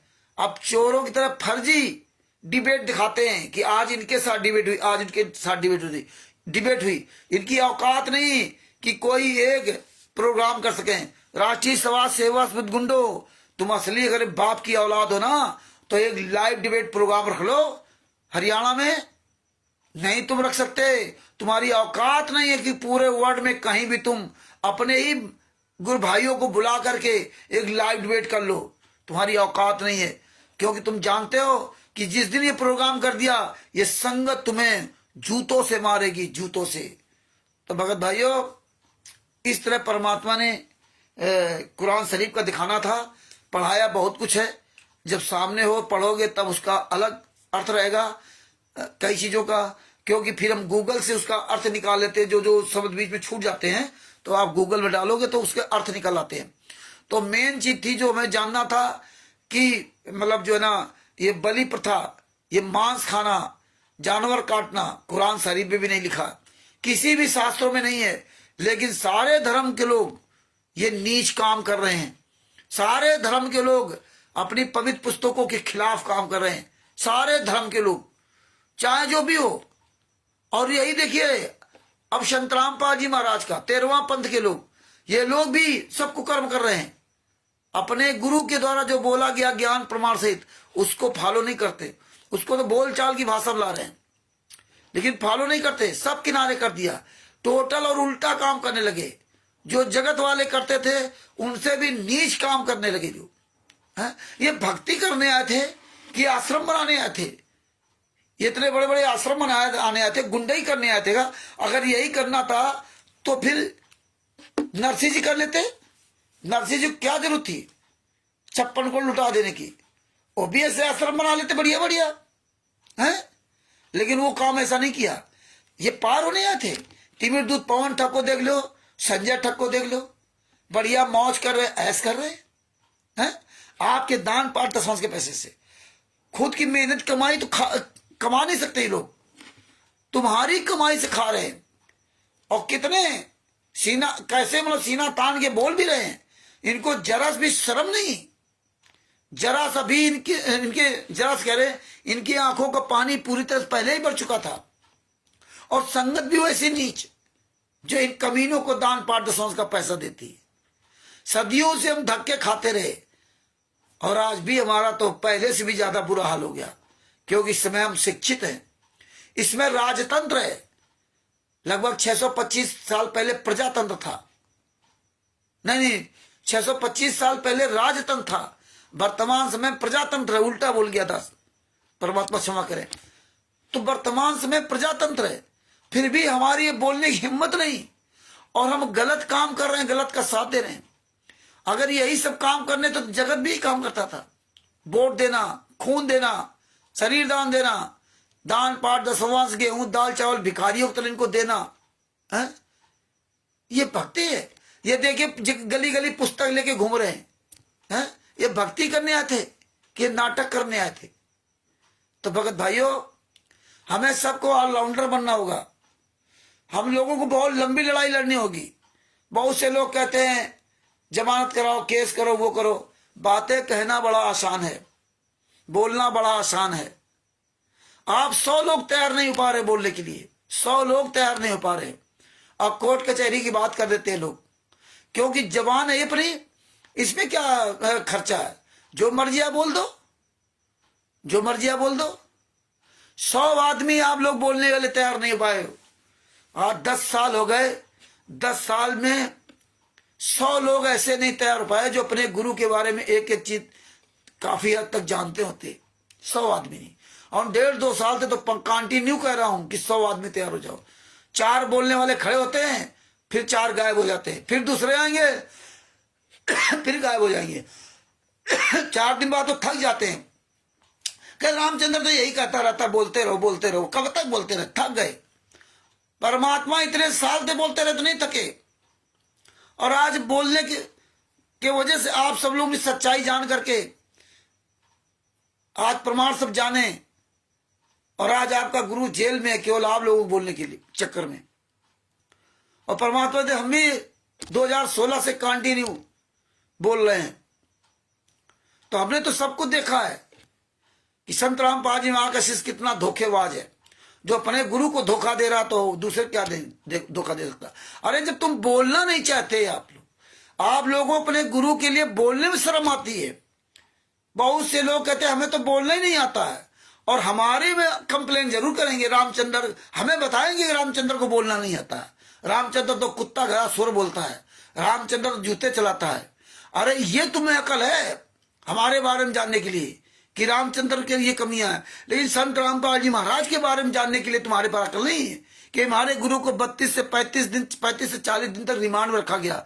हमारा गुरु खाना नहीं खा पा रहा, हमारे गुरु के दांतों में दर्द है, सूख के लकड़ी हो गए, 10 साल तक जेल से बाहर नहीं आए। कैसा उनका खाना मिलता, कैसा उनका रहन पेंशन, 20 रुपए रोज उनको मिलते हैं। नौकरी करते हैं परमात्मा, जेल के अंदर उनको काम करना पड़ता है, उसके बदले 20 रुपए मिलता है। और तुम तो दिन में 1-1 हजार रुपए छाप रहे हो, 500-500 रुपए छाप रहे हो, कोई कहो 5-5 हजार रुपए छाप रहा हो, है ना। जिनकी 1-1 लाख 1.5 लाख रुपए तनख्वाह होगी, उनका क्या है? 5-5 हजार रुपए पर डे छाप रहे हैं। तुम्हें क्या नजर आएगा सर्दी गर्मी, है ना। वो बाप जो 20 रुपए रोज की मजदूरी कर रहा जेल के अंदर, 20 रुपए की, डूब के चुल्लू पर पानी डूब के हमें आपको मर जाना चाहिए। धिक्कार है आप लोगों को जो आप हम लोग बढ़िया मोबाइल 15-15 हजार 10-10 हजार का मोबाइल लेकर के और कहते मुझे बोलना नहीं आता, अपने गुरु के लिए बोलना नहीं आता है, तो फिर किसके लिए बोलोगे? और जब हम किसी को ज्यादा प्रेशराइज करें तो लोग कहते रामचंद्र तो दबाव डालता है। अरे हमें क्या दिक्कत भैया, हमें क्या लेना देना। हम क्यों कहते हैं कि ये वक्त है अपने कर्म बना लो, बोलना शुरू कर दो। 5 मिनट नहीं बोलना तुमको आता है? हमें फोन करें घंटों हमारा खून पियोगे, ऐसे 5 मिनट नहीं। अरे भैया ये आवाज उठाओ। आज आपने देखा परमात्मा ने तो सब कुछ पहले दिखा दिया था संत रामपाल जी महाराज ने, लेकिन और आपने 8-10 दिन के अंदर जो आपने रामचरितमानस का, भागवत का, कुरान का, सत्यार्थ प्रकाश का, अंदर कितनी गहराई से सच्चाइयां परमात्मा ने और सच्चाई दिखा दी एकदम कि देखिए इस देश का हो क्या रहा है। पूरा विश्व इसी में लगा हुआ है खुराफात में। अगर सारे लोग अपने धार्मिक पुस्तकों को साथ चलने लगे तो ये सब फसाद ही खत्म हो जाए। लेकिन जितने धर्मगुरु हैं ये नहीं चाहते कि फसाद खत्म हो, ये याद रखना। जितने धर्मगुरु हैं सब जान रहे हैं किताबों में क्या लिखा है। कोई भी एक माई का लाल धर्मगुरु फोन करने वाला किया नहीं आज तक किसी भी धर्म का कि आप ये क्या कर रहे हो। किसी की हिम्मत नहीं है कि कोई फोन कर दे, क्योंकि सब जानते हैं कि पुस्तक के अंदर क्या लिखा है। क्योंकि हमारे गुरु संत रामपाल जी महाराज ने इतने साल तक सब कुछ उजागर किया, सबको पता है ABCD। लेकिन किस तरह से जनता को मूर्ख बनाना है, क्योंकि पढ़ी लिखी जनता मूर्ख है, ये भगवान की तरफ नहीं देखती, ये इन गद्दारों के रंगे पुटे वेशभूषाओं को देखती। धीरेन्द्र शास्त्री, फलाने शास्त्री, ढिमका शास्त्री, चारों शंकराचार्य, ये सब कामचोर, ये जनता पब्लिक के पैसे ऐश कर रहे। एक आदमी साला हजारों लाखों लोगों को मूर्ख बना रखा। एक आदमी कहां लेके जा रहा है, कहां लेके जा रहा है। ये बात नहीं करेंगे कि हनुमान जी क्या करें, राम क्या करें, क्योंकि तुम्हारा कल्याण होने लगेगा। जब कल्याण हो लेगा तो तुम्हें किसी धीरेन्द्र शास्त्री के फलाने की जरूरत नहीं है, अनुराचार की। ये सब दोगले की औलाद हैं, ये सब तुम्हारे पैसे से ऐश कर रहे, मौज कर रहे, रंगे पुते करवे की तरह बैठे हुए हैं। और इन पर आप देख रहे हो, इन पे आप अपनी मेहनत कमाई लुटा रहे हो और आप उस ईश्वर को भूल गए हैं। अंत में वो ईश्वर काम आता है, लेकिन उसको आप भूलोगे। तो इतना भयंकर जाल बिछा रखा है। यहां देखिए, अपने यहां देख लीजिए, 10 साल के अंतर्गत यही भगत थे बरवाला कांड में क्या कहते थे, यही भगत बरवाला कांड के बाद कैसे चिल्लाते थे, तारीखों पे जाते थे हजारों की। फिर हमारे गुरु को न्याय नहीं मिल रहा। जगह जगह काला दिवस मनाते थे, गालियां देते थे भारतीय जनता पार्टी को, प्रशासन को, जज को, जेलर को, सबको गालियां देते थे, हैं? सबको गालियां देते थे। 1.5 साल तक दिल्ली में 1-1.5 साल तक धरना प्रदर्शन दिया, फर्जी धरना प्रदर्शन देते रहे, वहां करते रहे 1.5 साल तक। इसके बाद देखिए इच्छा मृत्यु के फार्म भरवा दिए कि मेरे गुरु के न्याय में तो मरना चाहता हूं। एक आध मर भी गए और बहुत लोग मर जाते, लेकिन वो तो परमात्मा ने दया कर दी थी। वो संजय और नकली नानक और हम लोगों ने कोर्ट में, चंडीगढ़ हाई कोर्ट में केस लगा दिया था इसी पर, तब जाकर रुका था, नहीं तो उसमें बहुत लोग मर जाते। सब कुछ जानने के बाद भी आज देखिए संगत क्या हो गया। जब संतराम पाजमा को सजा हो गई तब बोले पुलिस वालों ने मार डाला, आंसू गैस से मर गए, कितना झूठ बोला। और जब जजमेंट की फाइल आई तो इन 28 गुंडों ने मारा। और अब कोई नहीं बोल रहा है, अब सब कह रहे लीला कर रहे हैं। तब लीला नहीं थी, तब रोज आए दिन लेटर आते थे, हैं? कि आप लोग जो ना खूब तारीख पर आओ, जगह जगह धरना दो, प्रदर्शन करो, गुरु जी के नाम से लेटर लिख के आते थे, ऑडियो लिख के आते थे। और सब भूल गए, आज लीला करने लगे, आज सारनाम लेने लगे, आज भंडारा कर रहे हैं और झूठ बोलते खुलेआम। कभी कहेंगे धनी धर्मदास जी की तरह भंडारा, कभी कहेंगे कबीर साहब की तरह भंडारा, और दिखा रहे भंडारा। ये भंडारा कोई दिखाने वाली बात चीज को थोड़ी होती है। अयोध्या में गए, वहां भंडारा दिखा रहे हैं, बताइए। राम सीता का वहां अयोध्या मंदिर में भंडारा करने गए, बताइए। जगत वालों को, हमारे आपके पैसों को, अरे हम आपको शर्म आनी चाहिए। हम लोगों को चुल्लू भर पानी में डूब के मर जाना चाहिए कि हम आप अपनी मेहनत कमाई इनको देते हो, फिर आपकी कमाई उस मंदिर में ये कुकर्मी लोग आ रहे हैं, ज्यादातर कुकर्मी जाते हैं। क्योंकि पत्रकार ने एक से बहुत अच्छा सवाल किया था, शंभुनाथ ने, कि मंदिर में दो ही जाते हैं, एक भिखारी और पुजारी। शंभुनाथ जी ने एक किसी से पूछा कि भैया मंदिर में 2 लोग जाते हैं, एक पुजारी जाता है, भिखारी जाता है, तो बताइए तुम अपने लड़कों को क्या बनाना चाहोगे, क्या बनाना चाहोगे? उसके मुंह से जवाब नहीं आया। मंदिर में 2 ही जानते हैं, एक भिखारी पुजारी। भिखारी जाता है भीख मांगता है, और पुजारी जाता है कि लाओ हराम खोरो तुम चले आओ। अगर वो इस मंदिर में भगवान तुम जैसे मूर्खों को धन लुटा रहा होता है, 100 चढ़ा करके 1000 देता होता, तो हम पहले अपना घर द्वार बेच करके इसमें दान कर देते। पंडित जानता है, पंडित जानता है। और बताइए वो पंडित को नहीं लाभ मिल रहा है, लेकिन तुम्हें लाभ मिल रहा है। यही हाल हमारे यहाँ, जो परमात्मा संतराम पाल जी महाराज ने ये हमारे आंखों का अंधेला जो दूर किया था, है ना, और जो ये झूठ फरेब 40-20 दूर किया था, सबसे ज्यादा तो अपने यहाँ फैल गया। इन राष्ट्रीय समाज सेवा सेवित गुंडों को परमात्मा पैसा नहीं दे रहा। ये तिमिर दूत पवन को पैसा नहीं दे रहे परमात्मा। परमात्मा पैसा देता है तो इस तरह देता है जैसे तैमूर लंग को दिया था, इस तरह पैसा देता है जिसको पैसे की चाह होती है। नहीं तो परमात्मा पैसा देता ही नहीं, गरीबी देता है, बंदगी देता है, आधी नहीं भाव देता है।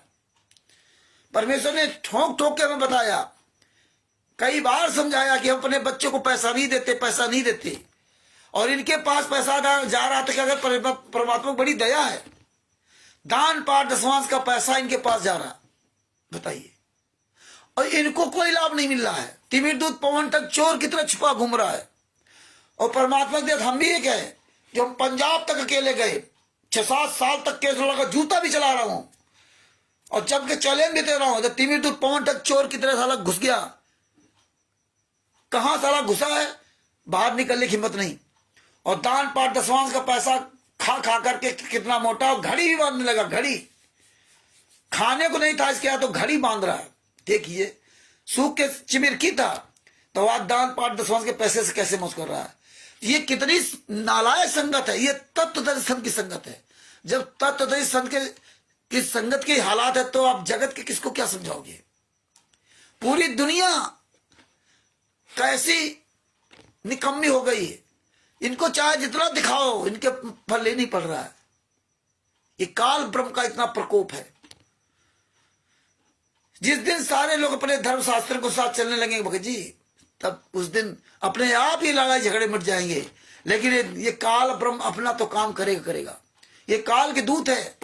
जितने धर्म गुरु हैं सब काल के दूत है। जितने तिमिर दूत, पवन टक, सब संजय टक, मैंने काल के दूत है। और संगत खुद रात दिन मेहनत करके इनको पैसा दे करके डबल कर्म खराब कर रही है। एक तो मेहनत कर कमाती है और फिर इन गुंडों को पैसा देती है। जब इन गुंडों को पैसा देगी तिमिर दूत, पवन टक, संजय टक को, अब वो लोग गुंडे उसका ऐसो आराम करते, मौज कर रहे हैं, तो उसका भी पाप तुम्ही को भगना पड़ेगा। सात संगति पंथ चला दिया, अब कह रहा 13वां पंथ हमारा है, हम ही है। तो भगत भाइयों, ये हमें हर क्षेत्र की जानकारी में रखनी पड़ेगी। कोई भी आपको कहीं सवाल कर दे तो आप उसको जवाब दे सको। इसीलिए परमात्मा ने सभी रजिस्टर वगैरह सब मेंटेन करा रखा है, सब मेंटेन करा रखा है। लिखा पढ़ी परमात्मा ने करवाई कि नहीं तो ऐसे दबाओ, लिखित में आओ, किताब लेके आओ, समझाओ, आकर के हम तुम्हें समझाते हैं। हाँ, हमारा जो टीचर है वो वर्ल्ड का, असंख्य ब्रह्मांडों का सर्वश्रेष्ठ टीचर है। हाँ, हम उसके स्टूडेंट हैं। और हमारे टीचर ने मुझे उंगली रख के पढ़ाया है। और जिसका टीचर उंगली रख के पढ़ाए और उसका शिष्य किसी दूसरे पीछे घूमे तो धिक्कार है ऐसे शिष्य को। तो जितने भी लोग तिमिर दूत, पवन टक, संजय टक के पीछे घूम रहे हैं, इनको दान पाठ दशांश का पैसा दे करके और इंडिया इनके पीछे लग करके अपने कर्म जो खराब कर रहे हैं, समय रहते जाग जाओ, समय रहते जाग जाओ।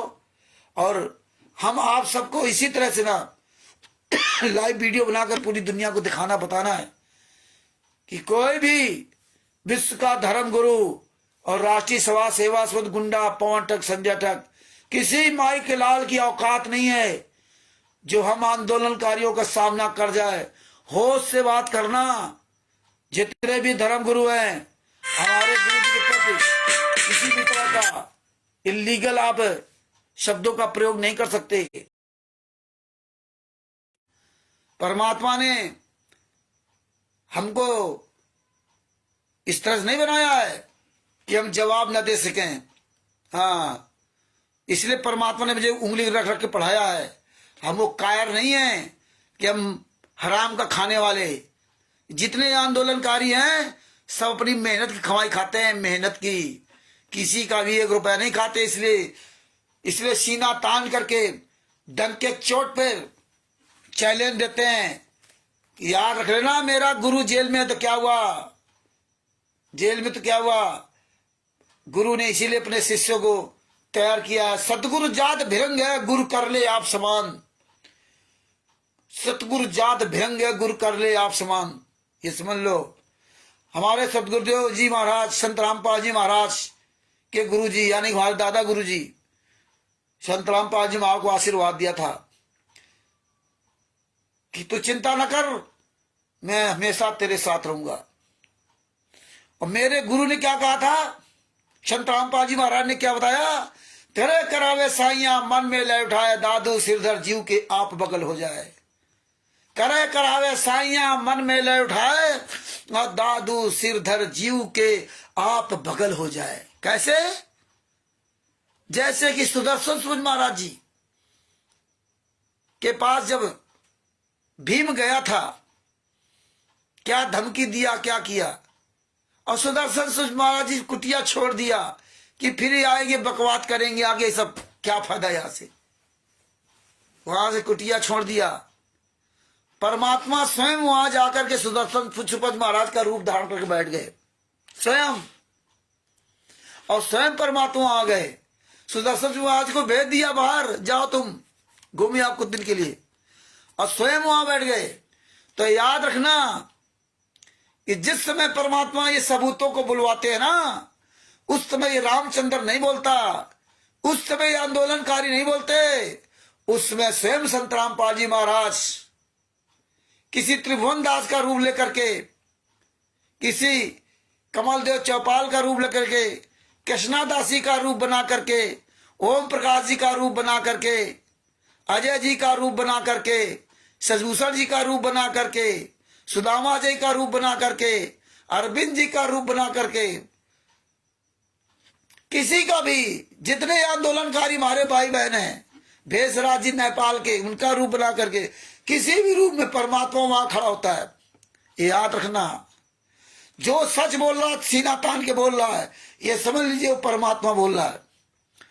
क्योंकि परमात्मा का बच्चा ही, और परमात्मा की जिस पे दिव्य दृष्टि होती, कृपा दृष्टि, वही सच बोल सकता है।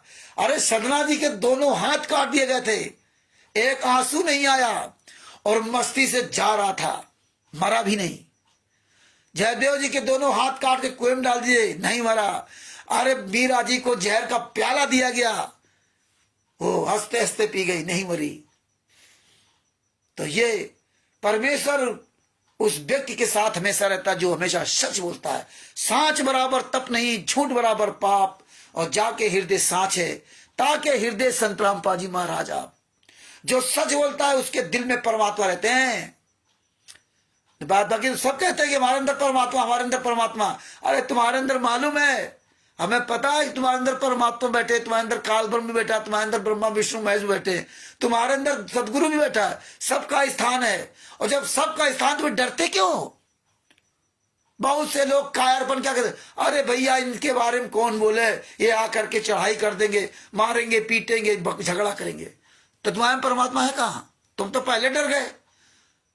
प्रहलाद का सत्संग सुनोगे हैं, अब खुद कायर बनोगे। तुम्हारे तो सदगुरु हैं, प्रहलाद का तो कोई सदगुरु नहीं थे बेचारे हैं। इतना ज्ञान हो गया था कि कोई मारने वाला दुनिया में नहीं है, बचाने वाला सबसे बड़ा है। तुम मेरे पिता जरूर हो, लेकिन तुम मेरा बाल वाका नहीं कर सकते।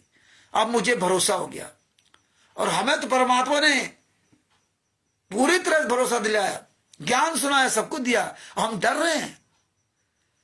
जब तुम पूर्ण परमात्मा संत रामपाल जी महाराज के शरण में के बाद तुम डरोगे, तो तुम्हारा फिर कहां ठिकाना इस दुनिया में लगेगा। फिर तो काल ब्रह्म तुम्हारा कहां, तुम कहां पार पाओगे। तो भगत भाइयों, जो सच बोलेगा, इस सच रूपी रस्सी से ही आप संत रामपाल जी महाराज को, पूर्ण परमात्मा केवल साहब को अपने दिल में बांध सकते हो, सच रूपी रस्सी से। बात बाकी दुनिया की कोई भक्ति नहीं है। प्रथम मंत्र, दूसरा मंत्र, तीसरा मंत्र, किसी भी मंत्र से आप उस पर परमात्मा को दिल में नहीं बांध सकते। आप बांध सकते हो सिर्फ सच रूपी रस्सी से। ये तो मंत्र तो अलग बात है कि आपको कैसे पार होना है। इसलिए परमात्मा ने कहा था कि जीवन थोड़ा ही बड़ा जो सत सुमिरन हो, लाख बरस का जीवना लेके दरिन कोई। तुम कर दो पल में पार हो जाए रजा तेरी। जिस दिन उस परमात्मा की रजा हो जाएगी ना, एक पल में तुमको पार कर देगा, एक पल में। तो भगत भाइयों, हम सभी भाई बहनों से निवेदन करता हूं कि आप सभी लोग अपनी आवाज बुलंद करें। सब लोग फेसबुक में लाइव आओ हैं, 5 मिनट, 10 मिनट, 15 मिनट, अरे जितना मर्जी है उतना लाइव आओ। रोज लाइव आओ, रोज वीडियो डालो, बोल लो। ये समय है, ये मौका है, ये मौका मत चूको, न वरना बहुत पछताओगे।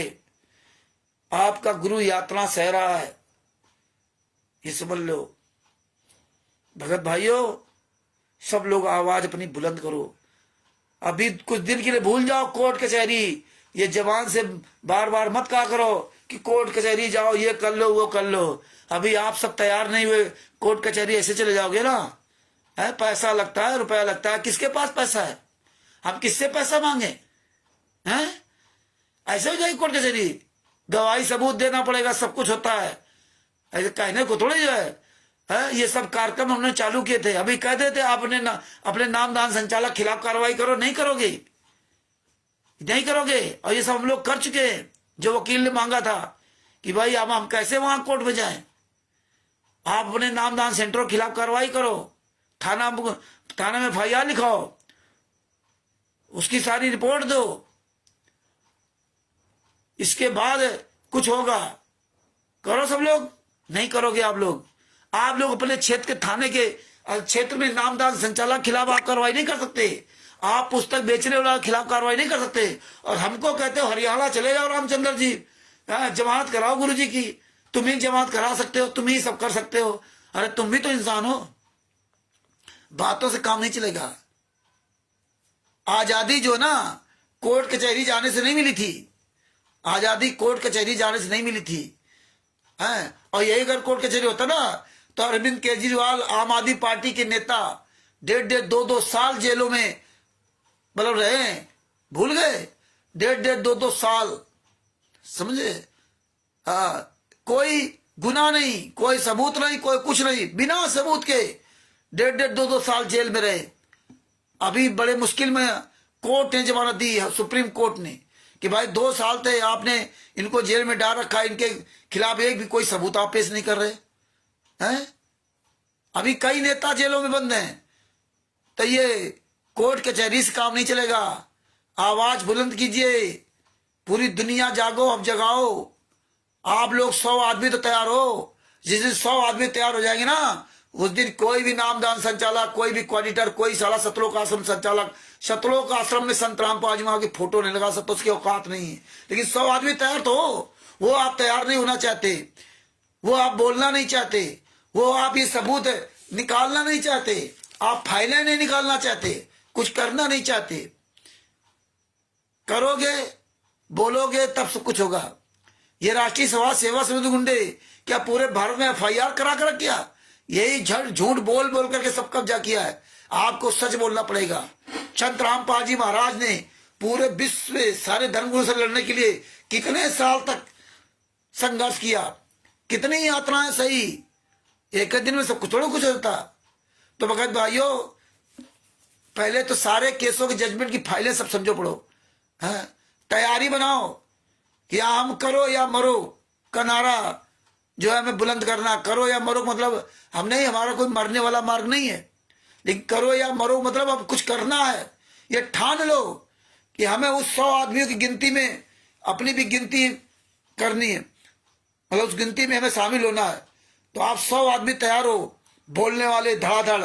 साल भर लग जाए, 6 महीना लग जाए, 2 साल लग जाए, एक एक चीज धारा प्रवाह बोलिए। आप पढ़िए पुस्तक को, सारे सबूत इकट्ठा कीजिए, अपने मोबाइल में फाइलें निकालिए, पूरी तैयारी बनाइए। सबूत रूपी हथियार से दुनिया डरती है, तुम्हारे गोली बारूद से कोई नहीं डरता। सबूत होने चाहिए, एविडेंस होना चाहिए। जिस दिन आप 100 आदमी तैयार हो गए ना, उस दिन साले पैदल मार्च करेंगे, जहां मर्जी है वहां चलेंगे। हमें आपको कौन सी दिक्कत? हमें कौन देसी घी का हलवा आराम खाना है? अरे हम 2 दिन व्रत रहेंगे, हैं? हम सब 2 व्रत रहेंगे, 2 दिन व्रत रहेंगे, क्या दिक्कत है?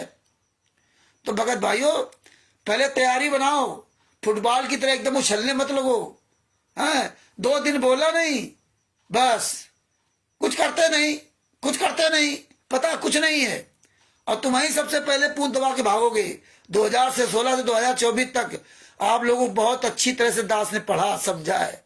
हाँ, कितना हमने दर्द सहा है। तुम लोग कितना धोखेबाज हो, कितना सच्चे हो, तो संत रामपाल जी महाराज जानते हैं। तो अब तुम्हारी बातों में झांसे में नहीं आने वाला हूं। जो 100 आदमी तैयार होंगे, जो आप लोग जब देखेंगे कि आप साल भर से बोल रहे हो कंटिन्यू, आपको ये नॉलेज हो गया है, तो फिर हम ये एक सार्वजनिक अपनी जगह जगह मीटिंग करेंगे। बिहार में हुआ, राजस्थान में हुआ, यूपी में हुआ, वहां रिहर्सल करेंगे, देखेंगे कि हाँ तुम लोग मजबूत हो कि नहीं। ऐसे नहीं या आप हाथ खड़ा कर दो, हम 100 आदमी में हमें याद है और चलो भाई जहां चल रहा हो। नहीं भैया, बिना मजबूती के साथ नहीं कहीं जाएंगे। हाँ, जो अच्छी से ट्रेंड होगा वही भगत जी इस युद्ध का वो बनेगा संचालक। हाँ, क्योंकि ये रिहर्सल होगा यहाँ 2-3 बार। रिहर्सल होने के बाद तब दिल्ली में या कहीं धरना प्रदर्शन होगा, और उसके लिए खर्चा पानी सब लगता भैया। ऐसे नहीं कि आप चले जंतर मंतर में। बातें कहना बहुत आसान है, हमारे पास भैया इतना पैसा नहीं है जो हम जंतर मंतर में आप हजारों किसी वहां सेवा कर सकूं। जंतर मंतर जाने के लिए पहले परमिशन लेना पड़ेगा, जगह जगह पानी की व्यवस्था करनी पड़ती, टैंकर लगवाने पड़ेंगे, जगह जगह लेटरिन बाथरूम के लिए जो जो जो स्वचालित वो गाड़ियां होती हैं जगह जगह, वो खड़े करने पड़ेंगे। बातें तो कह दिया, ये कर ले वो कर ले, उसके लिए सब खर्चा चाहिए, पैसा चाहिए, कहां से आएगा? पुलिस प्रशासन के लिए, उसके लिए पूरा खर्चा, सारी व्यवस्थाएं देखनी पड़ेंगी, उसकी पूरी जिम्मेदारी होती है। कोई घटना होगी तो जिम्मेदार कौन होगा? आप लोग तो बस भाग लोगे, फंसेगा कौन? ये पंजाब में हमने 2 साल पंजाब में हमने 7 साल केस लड़ा है, तो भी लोगों की वजह से रहा, और सब किनारे हो गए। अकेले पंजाब में लड़ना पड़ा, अकेले। कानपुर से आना जाना लगा 1800 किलोमीटर है, 3 दिन का समय लगता था, एक महीने में 2 बार तक जाना पड़ा है। कितना खर्चा लगा है? आप लोग तो बातें कह देते हो केस करो केस करो, है ना? तो भगत भाइयों, मजबूत बनो और मजबूत बनाओ। ये जो है ना, फुटबॉल की तरह उछलने लगो ना लगो, जरा से हवा भर गई तो जहां मारो उछलने लगे। मजबूत बनो, टाइम लगेगा। तो ये सारी चीजें पहले समझो। अभी पूछ दिया जाए केस के बारे में तो नहीं पता है, याद कर लो। केस के बारे में हमें हर तरह की जानकारी रखनी पड़ेगी भगत जी, जागरूक बनना पड़ेगा। और जिस दिन 100 आदमी आप जाइए, यही परमात्मा ने कहा था संत रामपाल जी महाराज ने कि क्या करूं, मजबूर हूं। वीडियो है उनके गुरु जी के कि जिस दिन हमें 10 भगत सही मिल जाएंगे, उस दिन हम इनका सबका त्याग देंगे। यहां तो एक भगत नजर नहीं आता। 2014 तक कौन भगत था? ना हम थे ना आप थे। कौन था संत रामपाल जी महाराज का? एक भी कोई नहीं था। संत रामपाल जी बताया था कि मुझे पता है कि यहाँ कुकर्म हो रहे हैं, लेकिन मैं क्या करूं, मजबूर हूं। ये संगत सुनती ही नहीं है। आ रहे फर्जी नाम दीक्षा लेके जा रहे हैं, बढ़िया खाए पिया, मुझ पे ताव दिया, चले जाए, बहुत बढ़िया है। रजाई गद्दा मिला, आराम तो तन्नाक सो रहे। गुरु सत्संग में क्या करा, में कोई लेना देना नहीं है। गुरु के आगे पीछे गुंडे चल नहीं रहे, फली वाले लेकर के सतलोक आश्रम बरवाला के अंदर, हमें कोई लेना देना नहीं। हमारी मिल्टर डिटर तो जांच हो रही है, अब अंदर जा रहे, हमारे अटैची बैग सब खोल के चेक किया जाते, हमें कोई लेना देना नहीं। और क्या कहेंगे, गुरु तो आश्रम में थे तो फर्जी नाम दीक्षा कैसे? गुरु जी आश्रम में थे तो गुंडे क्यों चलते थे? ये नहीं समझ में आया तुम्हारे? राइफल वाले क्यों चलते थे? आज बताइए, किसी सतलोक आश्रम में राइफल वाले कोई चल रहा है? आज सब खुले आश्रम है, वहां पूरी प्रतिबंधित था। जहां स्वयं परमात्मा थे तो वहां इतना बड़ा डर, और जहां फोटो रखी वहां कोई डर नहीं। जितने 5-5, 6-6 आश्रम चल रहे हैं, आज पुलिस प्रशासन कोई जरूरत नहीं। आज इनको काले कमांडो की आवश्यकता नहीं है। अब कहां चलेगा काले कमांडो, इनकी व्यवस्था करने वाले? अब क्यों नहीं काले कमांडो लगाए जाते हैं? गुरु जी के लिए तो काले कमांडो थे, अंदर भी काले कमांडो लगे थे। जब गुरु जी दर्शन करने वो ऐसे आते थे, गली निकलते थे तो चारों तरफ काले कमांडो खड़े होते थे। क्यों? क्योंकि गुरु जी अभी बातें समझ आ रही हैं कि काले कमांडो पूरी लाइन खड़े होती थी और हम लोग इधर उधर रहते थे, जिसमें गुरु जी कहीं किसी से कुछ कह न सके हैं। तब हम लोग नहीं बोले। तो इसलिए परमात्मा कहते थे कि जिस दिन 10 भगत मजबूत मिल जाएंगे, उस दिन इनका सबका त्याग कर देंगे। तो 10 मजबूत है कहां? 24 घंटे आप लोगों को काम से फुर्सत नहीं, 5 मिनट रोज देने का टाइम नहीं आपके पास है। आप सोचो, पहले अपने गिरेबान में झांक के सोचो कि हम अपने गुरु के लिए क्या कर रहे हैं। आप स्वयं अपना निर्णय लीजिए, मुझे किसी को बताने की आवश्यकता नहीं है कि बार बार वही बात हम कहें। तो भक्त भाइयों, आप सबसे निवेदन है कि आप लोग मजबूत बनिए, जागरूक बनिए। आप लोग वीडियो डाल डाल करके दिखाइए पूरी दुनिया को कि मेरे गुरु ने मुझे ये ज्ञान दिया है। हमें ऑलराउंडर बनाया है, ऑलराउंडर। कोई भी व्यक्ति मूर्ख नहीं बना सकता है। कोई भी व्यक्ति मेरे गुरु के खिलाफ एक भी लफ्ज नहीं निकाल सकता, नहीं तो उसकी जबान निकाल लूंगा। अगर तुम्हारी औकात हो तो उसके चेले का सामना करो, जहां बताओ वहां हाजिर हूंगा। हाँ, ऐसे नहीं, तुम्हारी औकात नहीं जो तुम पुस्तक लेकर बोल सको। जितने धर्मगुरु हैं, किसी भी धर्मगुरु की औकात नहीं जो अपनी धार्मिक पुस्तक को लेकर के, मुसलमान कुरान को लेकर के, हिंदू वेदों के लेकर के, रामचरित मानस को लेकर के, ईसाई बाइबल को लेकर के, और सिख गुरु ग्रंथ साहब को लेकर के कोई भी किसी माई कलाल की औकात नहीं है। कितने भक्ताचार हैं वो पुस्तक खोल के भागवत नहीं सुना सकते। जितने भी राष्ट्रीय सभा सेवा समिति गुंडे, मुनिंदर धर्माष्ट्र गुंडे, कबीर परमेश्वर भक्ति के गुंडे, सतलोक आश्रम संचालक गुंडे, तुम्हारी औकात नहीं है कि जो पूरी दुनिया के सामने आप एक भी जजमेंट की फाइल पढ़ के सुना दो। तुम्हारी औकात नहीं है। परमात्मा ने इसीलिए ऐसी जगह रखा है। लेकिन याद रखना, ये एक दिन वो वक्त आएगा ना कि खून के आंसू रोगे, खून के। हाँ, तुम सोचते हो कि हम मूर्ख बना रहे हैं, लेकिन ये तुम्हारे ऊपर ये जो पाप का जो साया ना, पाप का घड़ा वो भर रहा है। जिस दिन भरेगा ना उस दिन एक ही बाण में ढक हो जाएगा। तो भगत भाइयों, ये काम तो होने हैं, लेकिन 600 साल पहले की तरह 64 लाख फेल होने में अपनी गिनती मत लिखवाओ। हाँ, उसमें गिनती ना लिखवाओ। इसलिए अपने गुरु के लिए आंसू बहाओ, आवाज उठाओ। डेली अपने गुरु के लिए 5 मिनट समय निकाल के सब लोग लाइव वीडियो बनाओ, यूट्यूब पे डालो। लाइव वीडियो बनाओ फेसबुक पे और यूट्यूब पे जरूर डालो।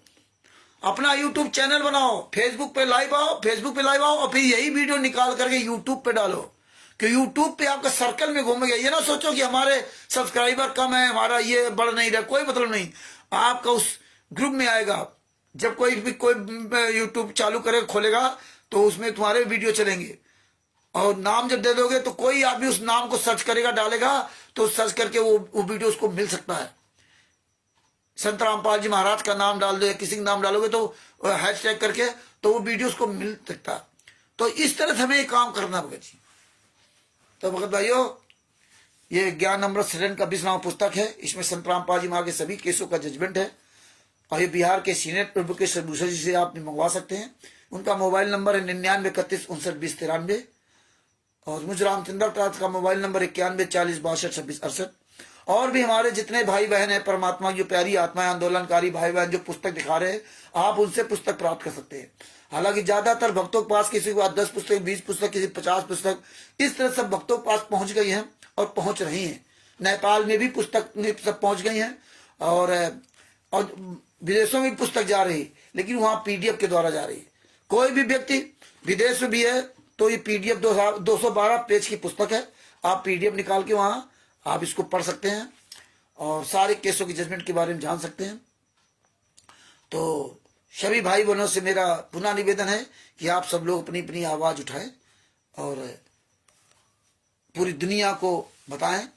और पूरी दुनिया जाग रही है, सुन रही है। इसीलिए राष्ट्रीय सभा सेवक गुंडे अब बाहर नहीं आ सकते। इसीलिए अब ये कहीं भी अब इनकी औकात नहीं है जो कोई ये लाइव कोई प्रोग्राम कर सके। चोरों की तरह इसी तरह छुप करके रहेंगे। तिमिर दूध पॉन्ट हो, संजय हो या मेरे हो, ये किसी का औकात नहीं कोई लाइव प्रोग्राम कहीं कर सके या उस तरह आ सके। तो दास अपने शब्दों के यही विराम देता है।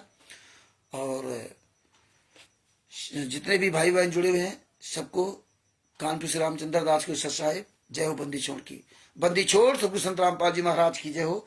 ये वीडियो अधिक अधिक शेयर करें जिससे अन्य धर्म गुरु मुसलमान भाई जाने कि नहीं, हाँ कुरान शरीफ संत रामपाल जी महाराज के शिष्य अच्छी तरह जानते हैं। तुम नहीं जानते हो कि कुरान शरीफ में 32 जगह स्पष्ट कबीर साहब का नाम लिखा है। तुम नहीं जानते हो कि कुरान शरीफ में तुम्हारा अल्लाह जिंदा है, साकार है, निराकार नहीं है। तुम नहीं जानते हो कि तुम्हारी कुरान शरीफ ने ये जो बलि चढ़ाना है, ये जानवर काटना, हत्या करना, ये सब पाप है। हमें खाने के लिए परमात्मा ने बताया है कि ककड़ी, गेहूं, दाल, चावल, ये सब तमाम तरह की चीजें हमें परमात्मा ने खाने के लिए बनाई है। तो ये आप लोग ये सब चीजें जानो, इन पुस्तकों को रखो। रखने से पता चलता है कि हाँ हमें नॉलेज है, हमारे पास ये सब है। डंके की चोट पे आप कह सकते हो तो 1000, 500 रुपए ऐसे भी आप खर्च करके पुस्तकें आप रख सकते हो लेकर के ना। हमारे पास ये तो है ही, एक नई भी पुस्तक है, एक कुरान शरीफ नई भी पुस्तक है, वो अंदर वहां सब रखी हुई है। तो इस तरह से ना भगत भाइयों, दास जो है आपसे अब आप सभी को कानपुर से रामचंद्र दास के साहब, और बात करने में तो बात तो बढ़ती जाएगी, इसलिए दास अपने शब्दों को यही विराम देता है। बंदी छोड़ सतगुरु संत रामपाल जी महाराज की जय हो। सत साहिब।